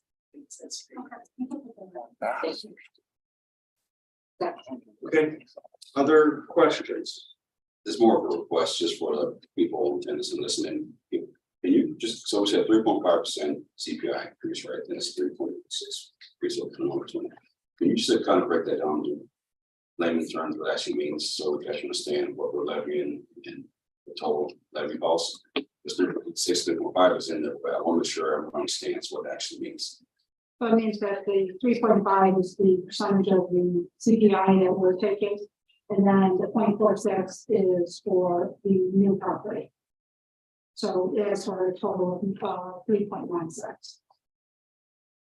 That's, I can't ask, obviously. I'm asking you to understand that, so I'll just do that. That's want to make sure it's clarified. So people understand what it actually means. Sure. Hope that clears it up. Or people listen to it.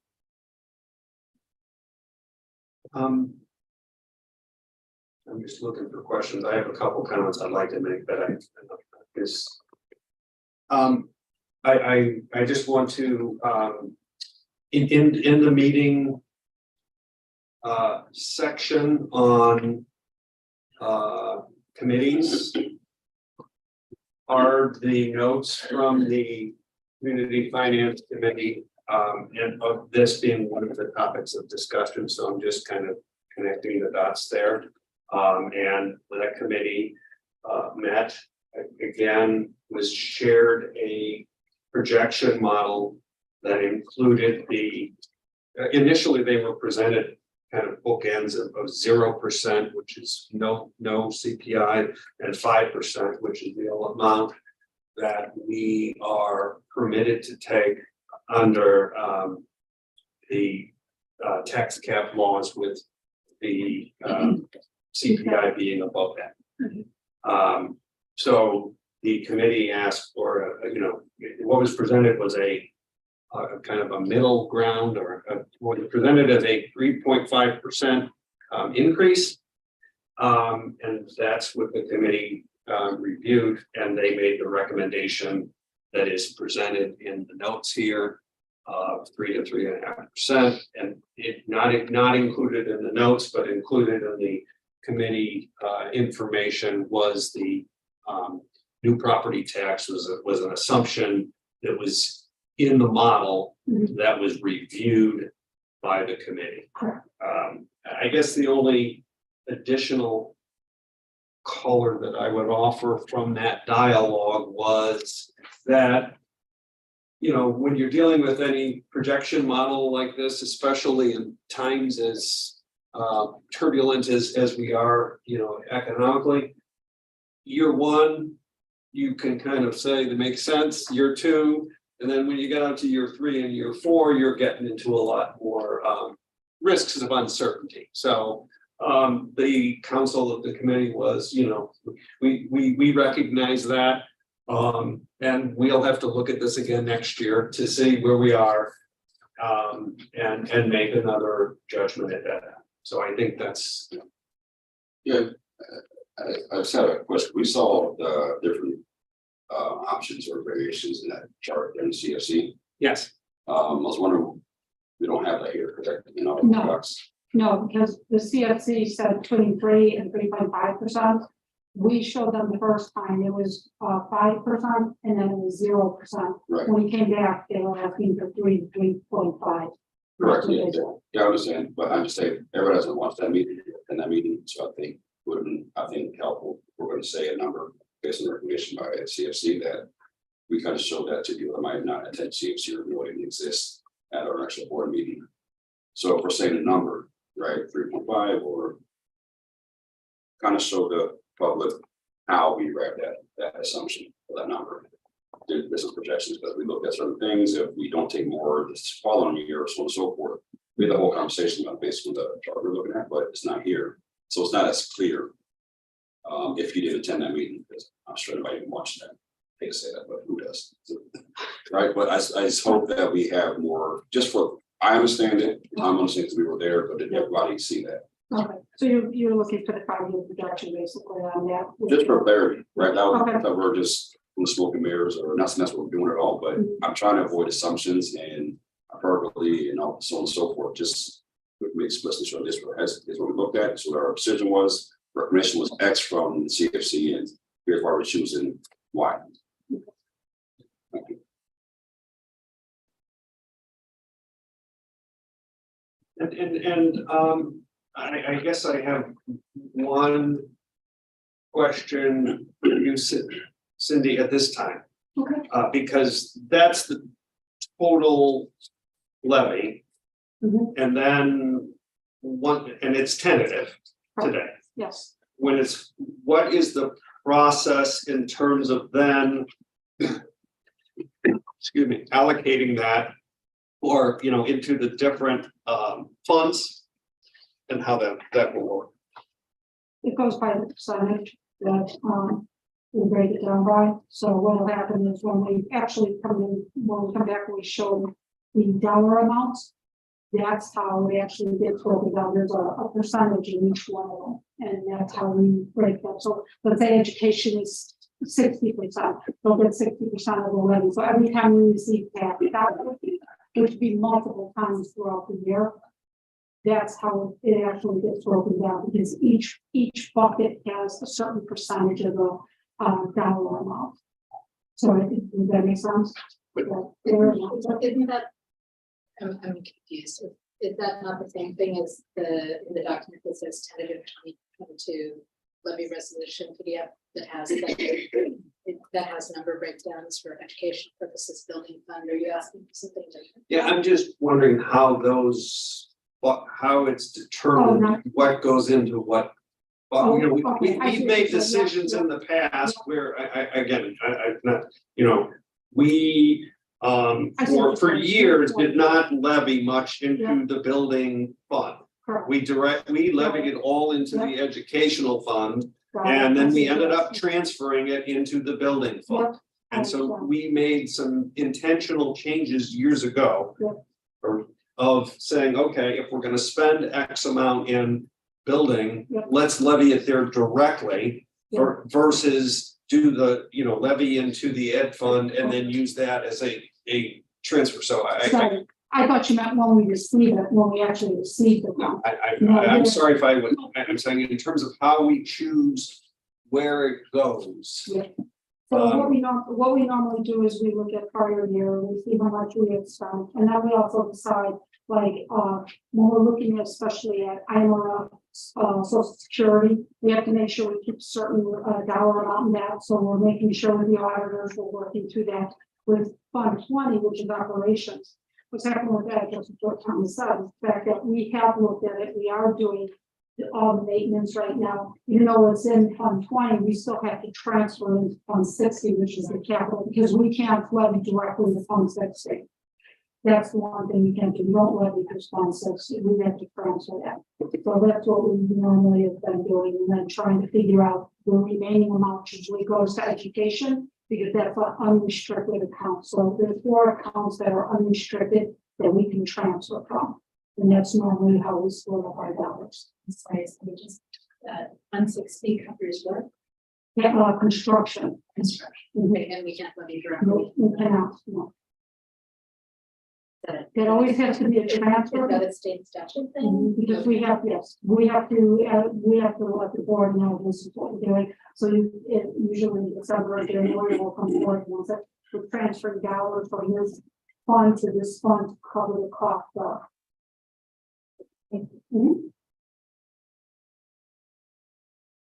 Okay. Well, I did, well, not to clarify, because I want to clarify it. So it's here, but this levy, it covers our bills that we're going to incur, right? Incur. As it's going, and it is planned for like project 2, because I know that's going to be an assumption if you don't pay attention. No, so, right. This is not project 2, yeah. Right, because we look at some projections like, well, going to go up, we increase different variations of that, taking levy. That was also this one is solely to address our current cap or current revenue needs, correct?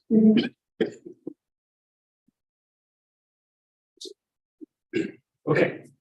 Seeing no other questions, may we please call the roll? Mr. Arkin, Yes. Mr. Henry, Yes. Ms. Harris. Yes. Ms. Spivey, Yes.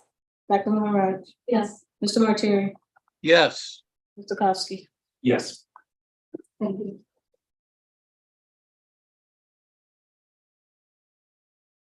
Okay. Our last action item for today, I move to approve the all-in costs associated with the track and field project for a price not to exceed $17,335,486. Okay, I'm sorry. I'm a little slow right now. Okay. And Dr. Johnson, Yeah, so thanks, Mr. Kowski. So Ron Anderson is in the call. He's in Zoom, but he's not able to be in person tonight. In the room, if there are questions to help answer them, we have a few folks. We have representative of Pepper Construction, Lisa, and I'm going to check your last name. Haney, I would not have gotten that. It's a tough one. Excellent. We also have from the administrator, we have Jeff Bergman, our director of construction, and Fred Cruz, our director of buildings and grounds. But I'm going to do really quickly there is to kind of give some context for this. So as kind of is illustrated in the memo here, at our last board meeting, when the bid was initially discussed, there were several questions that the board asked for a little bit of clarity on.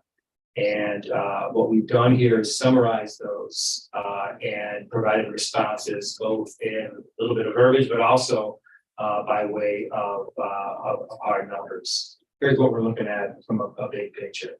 The initial project cost is talked about 2 weeks ago was 17.6 million. After going back and having a conversation, some of which I'll be able to explain just a little bit, the number has dropped a little bit, and I'll detail that a little bit more as we go on. First, there are 4 different themes that we identified that we wanted to respond to. We wanted to talk about the scope of all items included. The first table that's in the memo here does a number of things. First, it lists all of those items that were added to the scope of this project from when it was first discussed in August for or at any point in the process for a variety of reasons. And you see them identified in there. Within that table that you see at the beginning of the memo, there are a number of items. There are 9 items that have been added since the conversation in August. Those are highlighted in gray. Those items with an asterisk on there also help to illustrate those items that are outside of what is specifically required for the track and field project, but are appropriate because there would be they have been identified mostly through our 10-year maintenance plan, and there's no other real time to do it. So they come out of that window. Finally, each one of those items that have been added in additional scope have been prioritized according to need. That's a far right column that you see there. And that'll help the board as hopefully help the board as you make decisions about the exact scope of this project. So that's the first thing. The total of those additional scope items is 1.8 million. Secondly, there were conversations just for clarity about what we were talking about when we were comparing the co-op costs, which we opted for in this project for the turf and scoreboards, the co-op cost versus a traditional bid cost. We detailed those. I know our estimate here includes the co-op cost because it's lower. But there were costs exactly, how can we, get a good feel for what savings might exist as a result of opting for the co-op versus the bid, and that's illustrated. That's illustrated there. Third, there were questions about FGMA's fees for this, and that has been identified here in this as well. There was, of course, initially there was talk of a percentage basis for this fee. They have been working on a time and materials fee for this project with a not to exceed cost factor at what that 7.25% would have been. And FGMA has found that the work that we've done from that point on out, from that initial point till now, has, even when you include the geothermal work, has been below what the anticipated fee would have been if we had the original anticipated fee would have been. And so as a result, they have included the talk of the geothermal work and the track and fields together, not to exceed 700 and or not to exceed. I want to make sure I get this right. At for $1,750,000 for the track and field and $250,000 for geothermal. If there are questions about that, we can. Allison is also on the line. I failed to mention that earlier. She can speak to that as well. Finally, there were questions about the 10-year maintenance plan and what items from here are we specifically pulling from the 10-year maintenance plan. Either they become moot or they're already baked into the costs that we see here. And the final table that we see out of 4 details that out for a total of 2.9 million. Again, it's an estimated amount because some items have come through with bid, but others are, further down the road and are no longer needed. And as a result, exist only in the estimated fashion. So that is 2.9 that comes out of the 10-year maintenance. This is the administrative recommendation is to approve the scope of the project, which now is $17.3 million.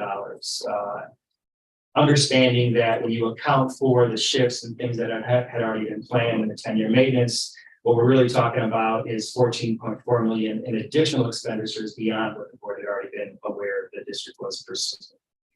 Want to make one final note, it's a technical note, but if the board decides to reduce the scope of this project in any way, the motion will be to approve the bid as it is, because the bids have already come in. And then we would need to go back out and conduct change orders to reduce that scope. That's just how that process works. All right, so with that as background, open up to any questions we have for anybody in the room or folks online as well. It's just a very dense question. Fiber run, this means like burying the cables. Yeah, that's right. That's running. It's information, right? Sorry, it's just Great question. fiber That's what runs it is. are- Yeah, that's right.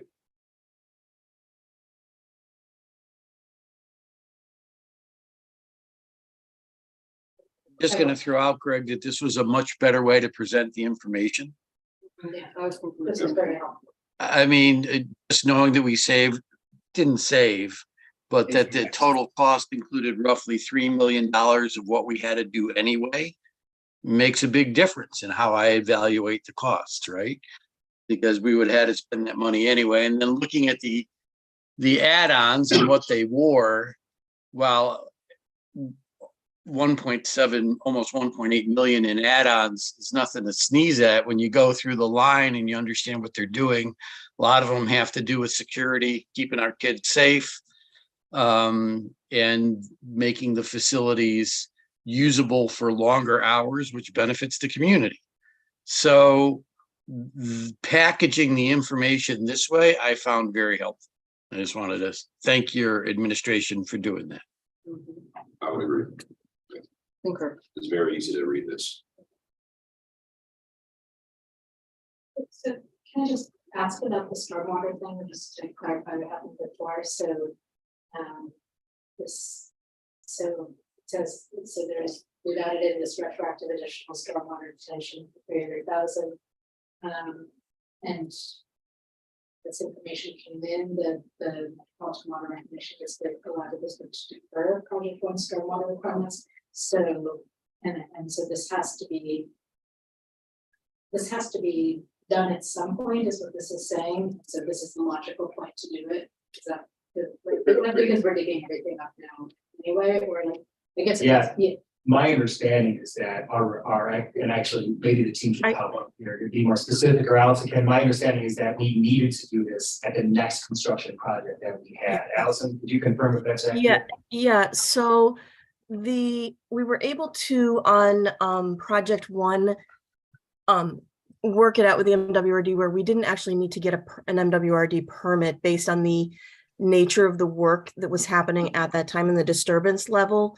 But when the next project that created a disturbance on the site happened, the stormwater requirements associated with project one had to be taken care of.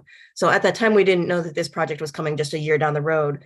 But if it was project two, it would have to be incorporated as part of project two if this project wasn't happening. Whatever the next project was going to be, that cost was going to happen at some point. It didn't have to happen as part of project one, but at some point it would have to happen. So we don't have a choice on this. We're disturbing the site. We have stormwater requirements. We have to do it. Can I ask one more geeky question? So just I've run across the term stormwater retention in ecological circles, gardening circles, et cetera, so on. And my understanding, I looked this up, is that detention, what you're referring to here, is where stormwater is temporarily stored or detained, eventually allowed to drain slowly when water levels recede and retention stormwater, over retain stormwater on a monthly basis. So in a garden setting, you would want retention because you need to water less often plants. And I'm just assuming that in a sports setting, you don't want to retain water, right? You actually just want to let it drain away slowly, and that's why we do detention instead. Sorry, super easy question. So, Yeah, you're approaching the limits of where I would want my civil okay, that's engineer fine. to answer you. That's fine. If you Yes, answer- generally, yes, you are correct. But these are just, there's requirements when there's a certain reason we have to have this is just MWRD. It in That's 2015 okay. started having these requirements. And it just relates to whenever there's site disturbance. So Thank you. Sorry. if you have a more detailed question, I can follow up and send to the structural or to the civil No, engineer. I really just Be happy to. I think I got it. Okay.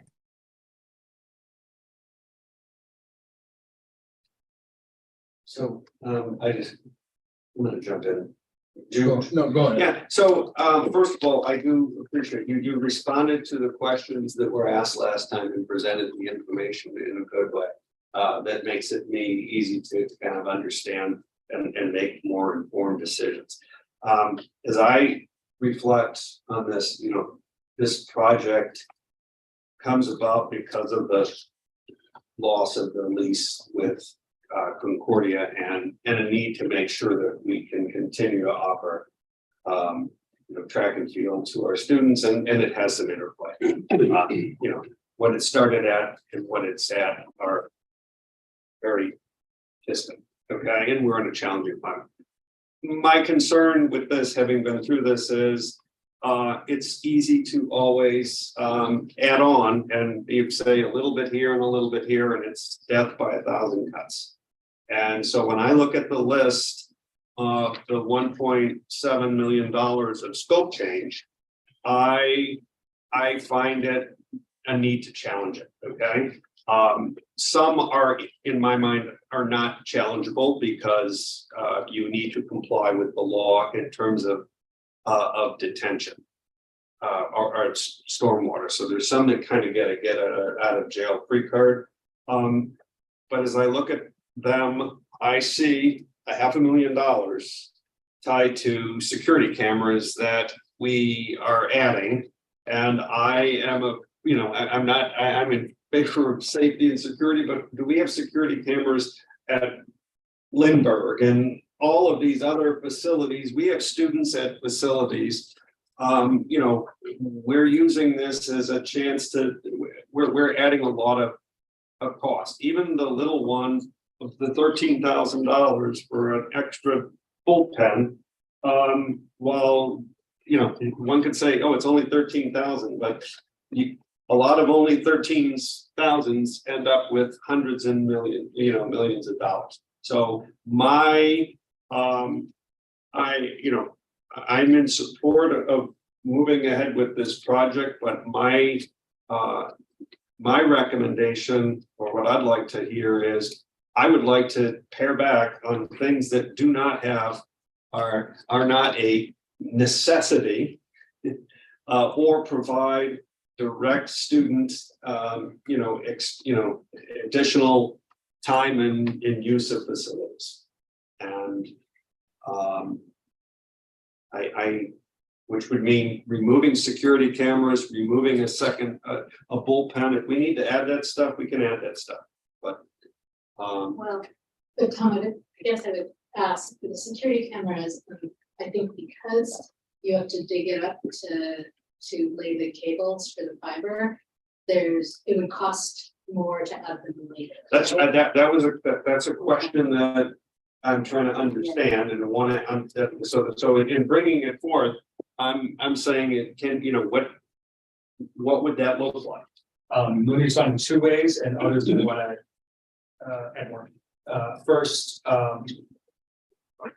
the fiber runs on the south field. Let's talk about that. That was originally built in the 10-year maintenance plan because at roughly the time at which we were going to redo that for the reasons you mentioned, right? So when that's up, you can do your boring, you can get that work done. And so you're exactly right that those are packaged up, and it's an opportunity right now that doesn't present itself until this turf would have to be replaced again. And so what we're talking about is somewhere in a 10-year window. And I see Jeff and Fred nodding in the back, so I'll move on. That's the first thing. I also want to just clarify an important distinction that I think everyone should be aware of between, I think your point about Ridgeland Common not being our property, and the other and the south fields and west and the backfield being our property and putting cameras on there is a good one. I think that's worth chewing on. But I do want to point an important distinction. I think the comparison between Lindbergh, for example, and Ridgeland Common doesn't quite work because or any other such property, frankly, because none of those other fields around are used as instructional spaces during the day at a regular basis from 8 to 3:11. Ridgeland Common is when the weather permits. Kids can get out there for PE classes. So not only is it the extracurricular space that Lindbergh and a variety of other parks are, it is a curricular space 8 to 6:30 or whatever they in the moment right now. I forget is it 8? I see nodding there. So 8 to 6:30, when weather permits, we're out there for our programming, and so it's still not our property. That point is still safety, but it is absolutely student use for the vast majority of the day when we have school in session. So those are the two only things I'll add. It would be possible, I suppose. Actually, I did have. Well, I'll stop right there. Along those lines of Tom's, the other thing that's marked here is an opportunity rather than a high need or necessary is the fence refurbishing. So I knew it was originally scheduled in the 10-year plan. It enhances final aesthetics. I'm a big fan of aesthetics, but does it do anything other than make it prettier? Basically what, just because it was in the 10-year plan doesn't necessarily mean that you need to spend $90,000 on it. Right. I will let others chime in on this. That's generally my understanding, but if I'm missing something, somebody else please say. Allison or Fred or Jeff. I apologize. I had a hard time hearing the details of the question. I was asking. I was asking about the Westfield and Southfield fence refurbishing. It was marked as an opportunity rather than high need or necessary. It's scheduled in the 10-year plan and enhances final aesthetics. My question is this fence falling down and it's a security issue? No. So it is it's and Fred can speak in detail to the and Jeff as well to the current state in a little bit more detail than I can, but it's just basically it's rusting in places and in need of being refurbished before it gets to a level of deterioration where it would need to be replaced. So it's starting to rust and be somewhat unsightly in certain areas. And so this is basically refinishing it is what that refurbishment is. And there are line items in the 10-year plan to do this work. And so it aligned well with what we're doing here with so much of the work around those spaces. It made sense to do that work at this time. Fred, I don't know if you want to talk in a little bit more detail about why you prioritized it at the time that you did in the 10-year plan. I think it's not too far out for the West Fields, at least. Yeah, that would be correct. It got lumped into this part of the project just because of timing. You're doing all the work to the south field, you're doing all the work to the west fields, and it was just to revitalize the fence.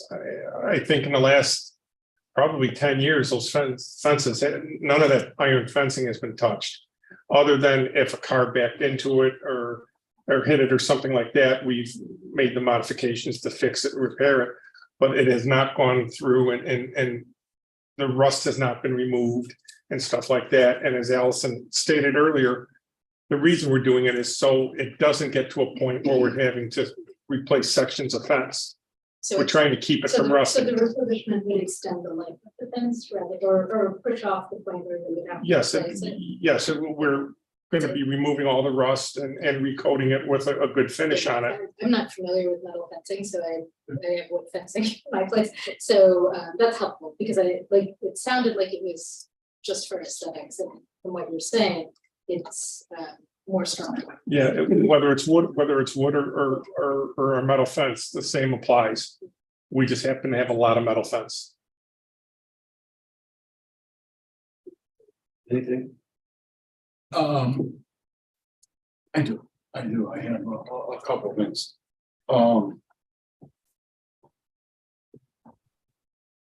First of all, I want to thank you also in terms of making this report more understandable than what we saw previously.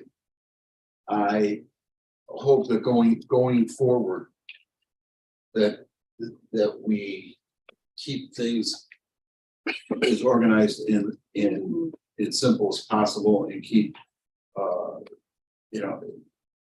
categorize things where they need to be, rather than lumping everything in together, so that we do get a sense. I think I'm with Tom in terms of some of these additions, because there was no plan. There really, when we talk, and I understand, I understand the use of the usefulness of security cameras, believe me, and however, they've never been in our plan before. It's not like they're being accelerated or something. They weren't a part of the $2.9 million coming out of 10-year maintenance. So I think they're really they're an element of opportunity rather at this point, rather than the necessity. And I say this because we started a few months ago looking at this at about $12 million. And we're at over 17 million now. And I think we have to be as careful as we can with spending. We also know we're going to be talking about geothermal and then private two, etc. So that is definitely a concern of mine, is holding our costs down.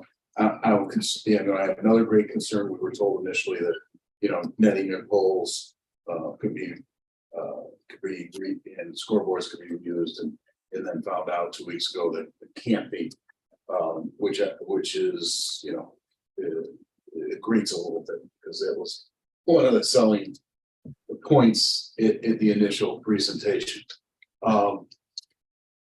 And the other thing is, I'm ready to approve this, but I really want to know what the procedure would be, and how we can make this a guaranteed maximum price. Because as we heard in public comment,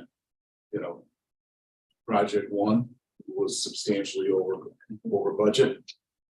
And some of that was because of elements that were added during the course that were not a part of the original plan, that were elements of opportunity. And as we go forward here, I don't think we can afford that. So I really would like to hear, and maybe the answers aren't here tonight, but what the procedure is to guarantee that this is the maximum price that we're going to pay for this work. And then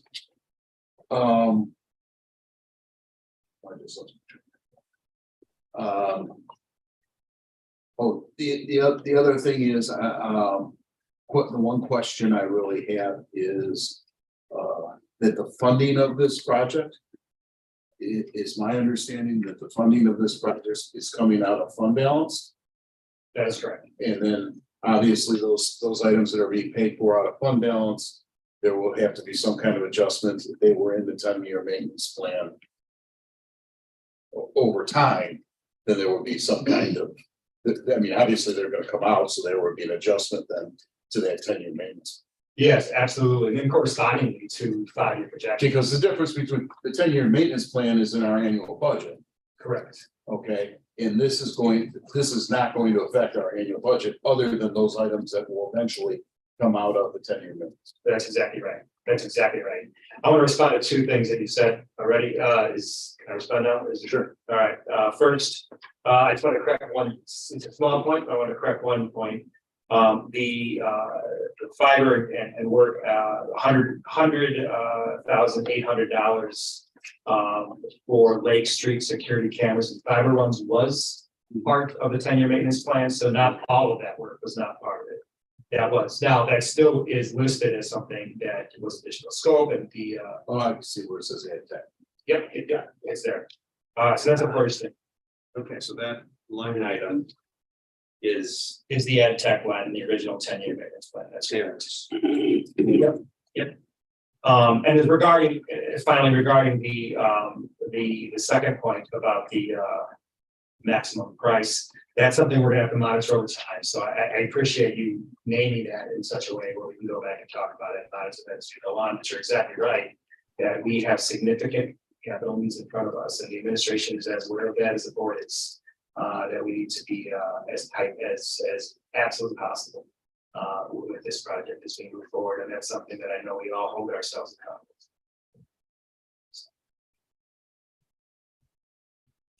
I just have a question I don't know if we talked about, but I understand it. Are we covering the whole cost of this? Is the our district covering anything at all? This or we all paying for everything? District cost. It's all district. Correct. No part of which is use of demand is what we're getting out of it. Yeah, correct. The extended use of the That's for set time period. This time period. What was the IGA 25 years? I don't get, it was a 25-year agreement with that. What's that? I don't think there was a term to it. There would have to be a term. I think it's a lease agreement, correct? The IGA was 25 years, wasn't it? 20 or 25. I wish I could commit these things. Yeah, yes, there was 25 years. It is a finite time period. Yeah, It's finite. yeah, I have 20. I had 20 in my head, but I'm not impressed what's in my head. So It was. I'm sure that the number ends in a 5. I believe it's 25 because we wanted to make the close date of that not the exact year that we would just redo terms. So we wanted to do it in the middle of that, right? So that there was runway to make that change. So I'm almost certain it's 25. If anybody finds out different, that we have it here. Can I? Just out of curiosity, how much were we paying in the lease previously that I know is wrong? Lease? For the track previously. According. Oh. Roughly. Nicole, I don't think there was any cost at all, really. At this I don't point. understand. We fronted the money, so the money was up front for a 20-year agreement. Yeah. Oh, interesting. The past several years, I don't think there was any cost to speak of, maybe. So you paid them something initially setting it up. But we did have my recall is we had an annual operating cost of around $80,000 of shuttling to use it as a remote facility. Transportation costs. The transportation. So that would be so That's a savings. that's a saving. So I guess a question to just get everyone to be on the same page. Because when we look at this project, you have a number of different pieces that have different lives, right? And so we're talking right now about an investment, that's what it costs to build it. And then my question is, when will it need to be replaced? And what, if any, operating costs will change in the unit? Because that's the rest of the economic puzzle. This is not all a single asset with a single life. So can you kind of provide a vision of what that is? So the turf, the artificial turf has an 8-year warranty from the manufacturer. And it has about anywhere from about a 9 to 12-year life cycle, depending on the use. So and in the report, I think I was a little bit conservative and I put 9 to 11 years. Somewhere in that range that, depending on how it holds up, how it's being maintained, and how, how the amount of use it gets is how it's gonna wear. So you can figure probably about, on average, about 10 years that you would replace it. And the Musco lights have a 25-year warranty, and included in that is a maintenance agreement. So there would be no cost from a maintenance perspective for the Musco lights, and they have a 25-year warranty. Buildings are generally considered to have a 50-year, masonry buildings are generally considered to have about a 50-year life. And I believe we had actually reached out, but haven't heard back with regard to the underground stormwater facilities. We reached out to the manufacturer to get information, but generally I believe underground, with the nature of them, are generally about a at least 25 to 50-year life. So then, you have sports equipment that has 1 to 5 year warranties on various different things. Netting has a shorter lifespan than the actual poles themselves. The poles will last a very long time. The netting, what the manufacturer responded to us on that was that it really depends on the weather that you experience and the actual conditions of the location. So it's hard to say, specifically exactly how long they'll live, because different locations will have different lifetimes. But they're the smaller cost of those items. So those are the major items involved in the project, I would say. Thank you. Brad? Just to correct myself, the IGA with Park District goes through 2048, which is Good research. trying to get up there with. Hey, your 75th high school reunion. Right? Am I right? Good. So we can, class, and I can picture you there. Thanks, Tom. Wow. Okay, other questions? So I guess to tee up what I have, which is we have a motion as it's presented. I've kind of thrown out, do we want to amend the scope in any way, shape, or form? Fred's kind of had some interest, but do we want to? I don't want to go that way.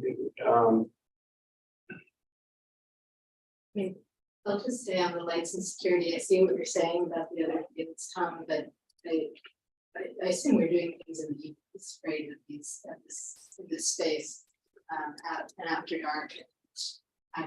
I'm more comfortable with good lighting and security there for our students. I would, the lighting in these spaces is really quite important. I do not anticipate, right now, our tennis teams are not using the tennis courts. There's no lighting there right now. Whereas there is lighting in the south field. Right. But however, It limits how much you can see. absolutely, I strongly encourage the board to maintain the lighting of the tennis courts for equitable program on these spaces. But the other items that we mentioned for safety and security are a different bucket. The cameras and so on. Yeah, and as I kind of looking, I would not reduce the lighting because it provides utilization of these facilities that for the public for whatever. I mean, we are so strapped for time and so that one I would not.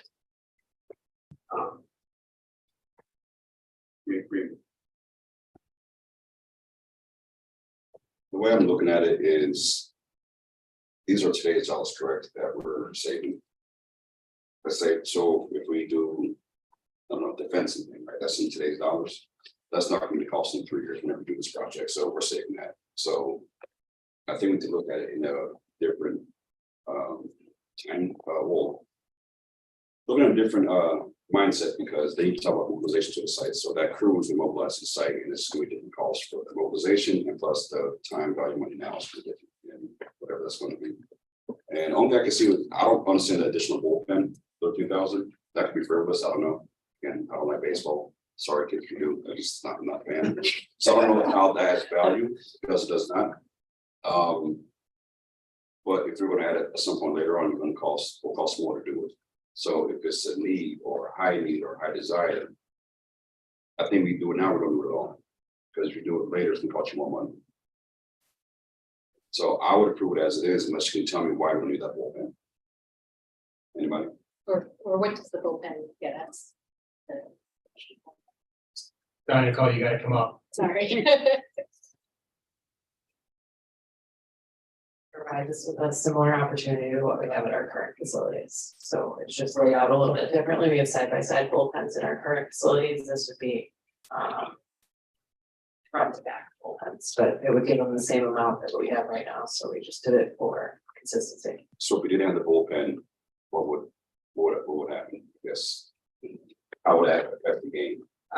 Well, it would be a loss of the training facility, and I think it would be something that we would want to look at later. And to your point, I think it would be something that we would add. We would find that we would need at a later time to a much larger cost. So it would affect programming and training for the kids using it. It would, yes. And I can accept that. So that makes sense. You have to accept it, because some of us aren't so sporty. So you need things. Well, I love sport. I feel like this obviously.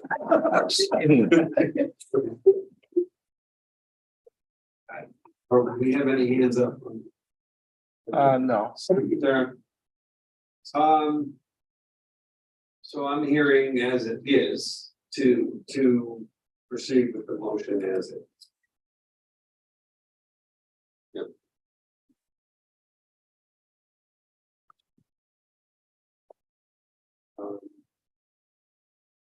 Then I think any other, are we ready to vote?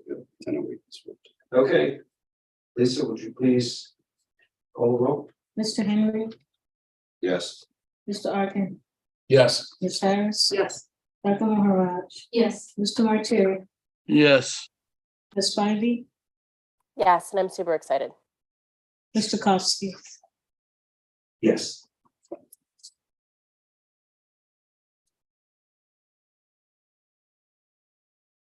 So that completes our action items for today. I believe,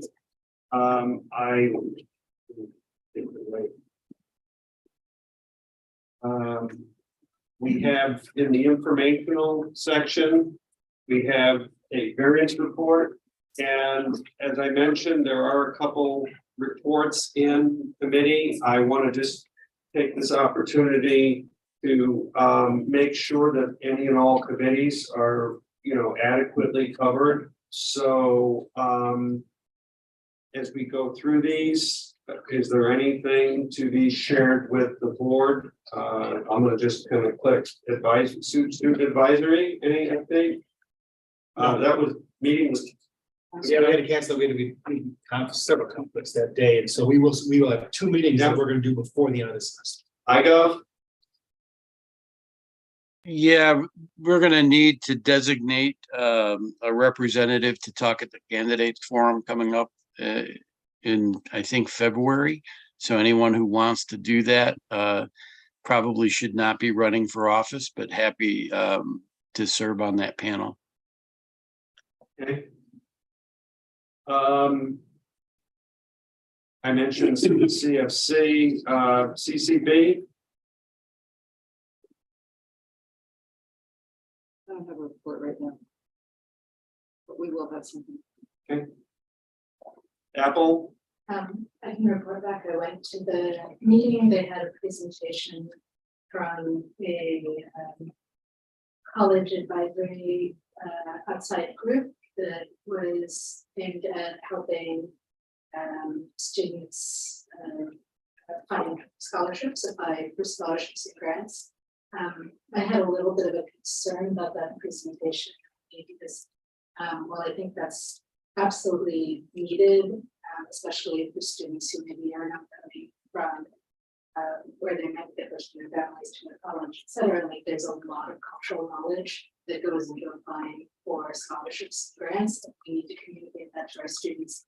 I was a little concerned that the presentation went into a lot of discussion of the benefits of their program, but didn't actually talk about the costs of their program.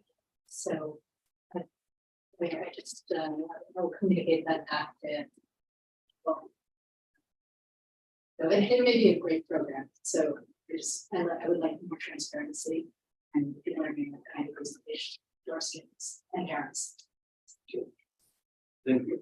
Facilities. Community council. Hi, yep, I attended the community council meeting last week. And it was sort of a two-parter. The first half of the meeting was dedicated to a conversation around school safety. Principal Parker presented. She did a wonderful job as always. There was a very robust and at times quite passionate conversation around parents and their concerns for their students. In our, we're in a climate right now where violence seems to be on the uptick. And so several parents voiced a strong preference for having an SRO. I raised that, I mentioned that as I'm reporting out on it. There were some very strong opinions, certainly on that side. It seemed to be roughly half the parents who were there, I would say, were expressing that view. And then we did the other half was on our new website, which looks amazing. And Karen Sullivan and Chris Thiem gave us a little demo, like a little preview. So that's exciting. I don't know if people have questions. Thanks, Sarah. Boosters. Applause. I have a couple things for applause. Okay. They didn't meet this week for lack of attendance. They pushed it to next Monday at 7 o'clock. I would say in general, they are facing some challenges with having enough parent involvement. And so I encourage the parents interested in supporting the various theater, music, etc. programs to consider getting involved.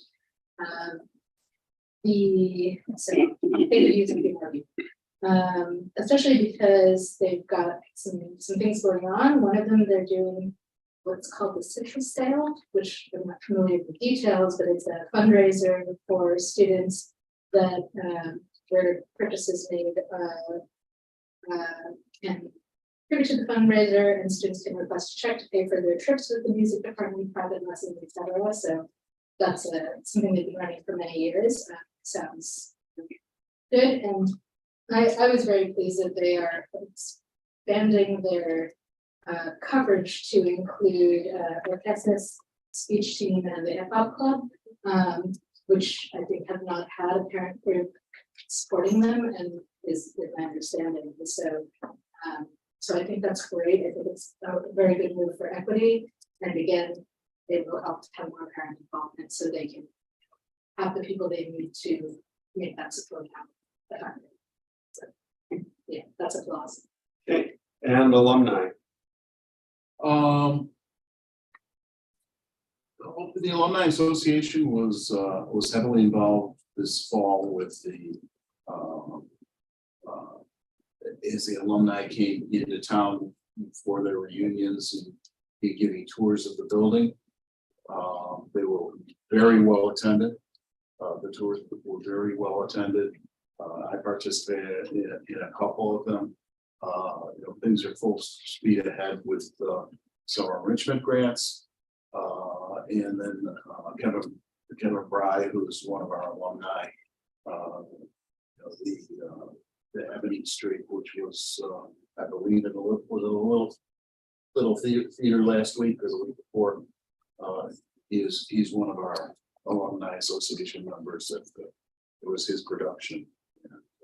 And everything I wasn't able to get to it, but everything I heard was just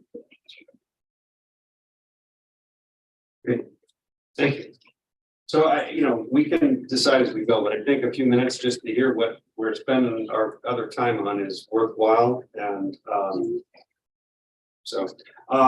That leads us with our future agenda items. Does anyone have any future agenda items? I would like a report back on the actual. In, I got you know, 3 to 6 months. So. Next week. Be here and we'll be complete.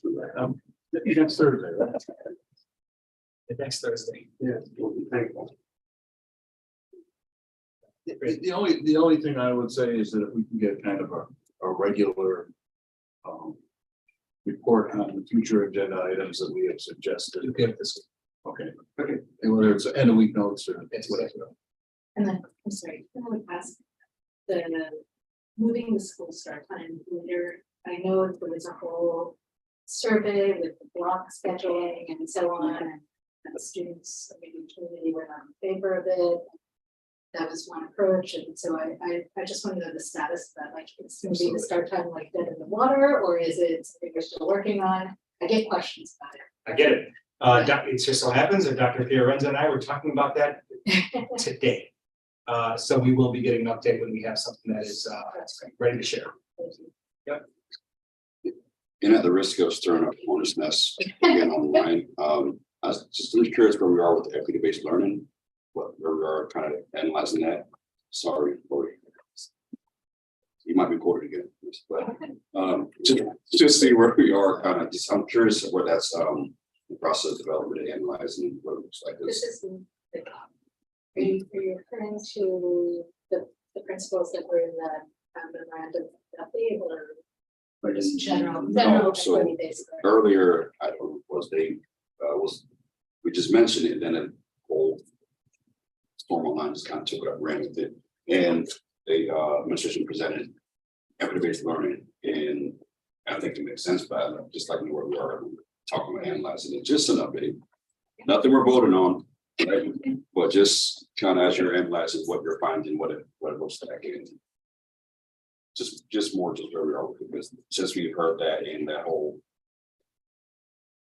stuff online. I've heard much about it since, so. Okay. And I have one that I think we will need to discuss, which is, moving back to really fully in person. Different policies and different districts are doing it other ways, but this, do we continue in Zoom hybrid or do we go back? So I want to have a discussion. I've been using our meetings to do hybrid, so. We want to have that discussion after December 15th. Yeah. After December 15th.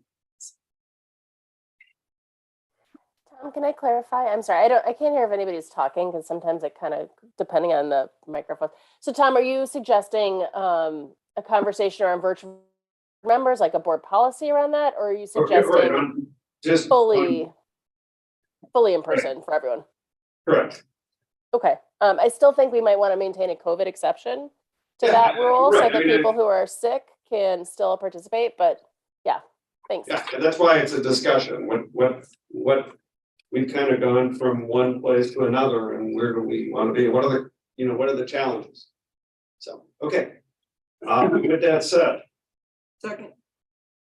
I move to adjourn. All right. All in favor? All right. Good All night, guys.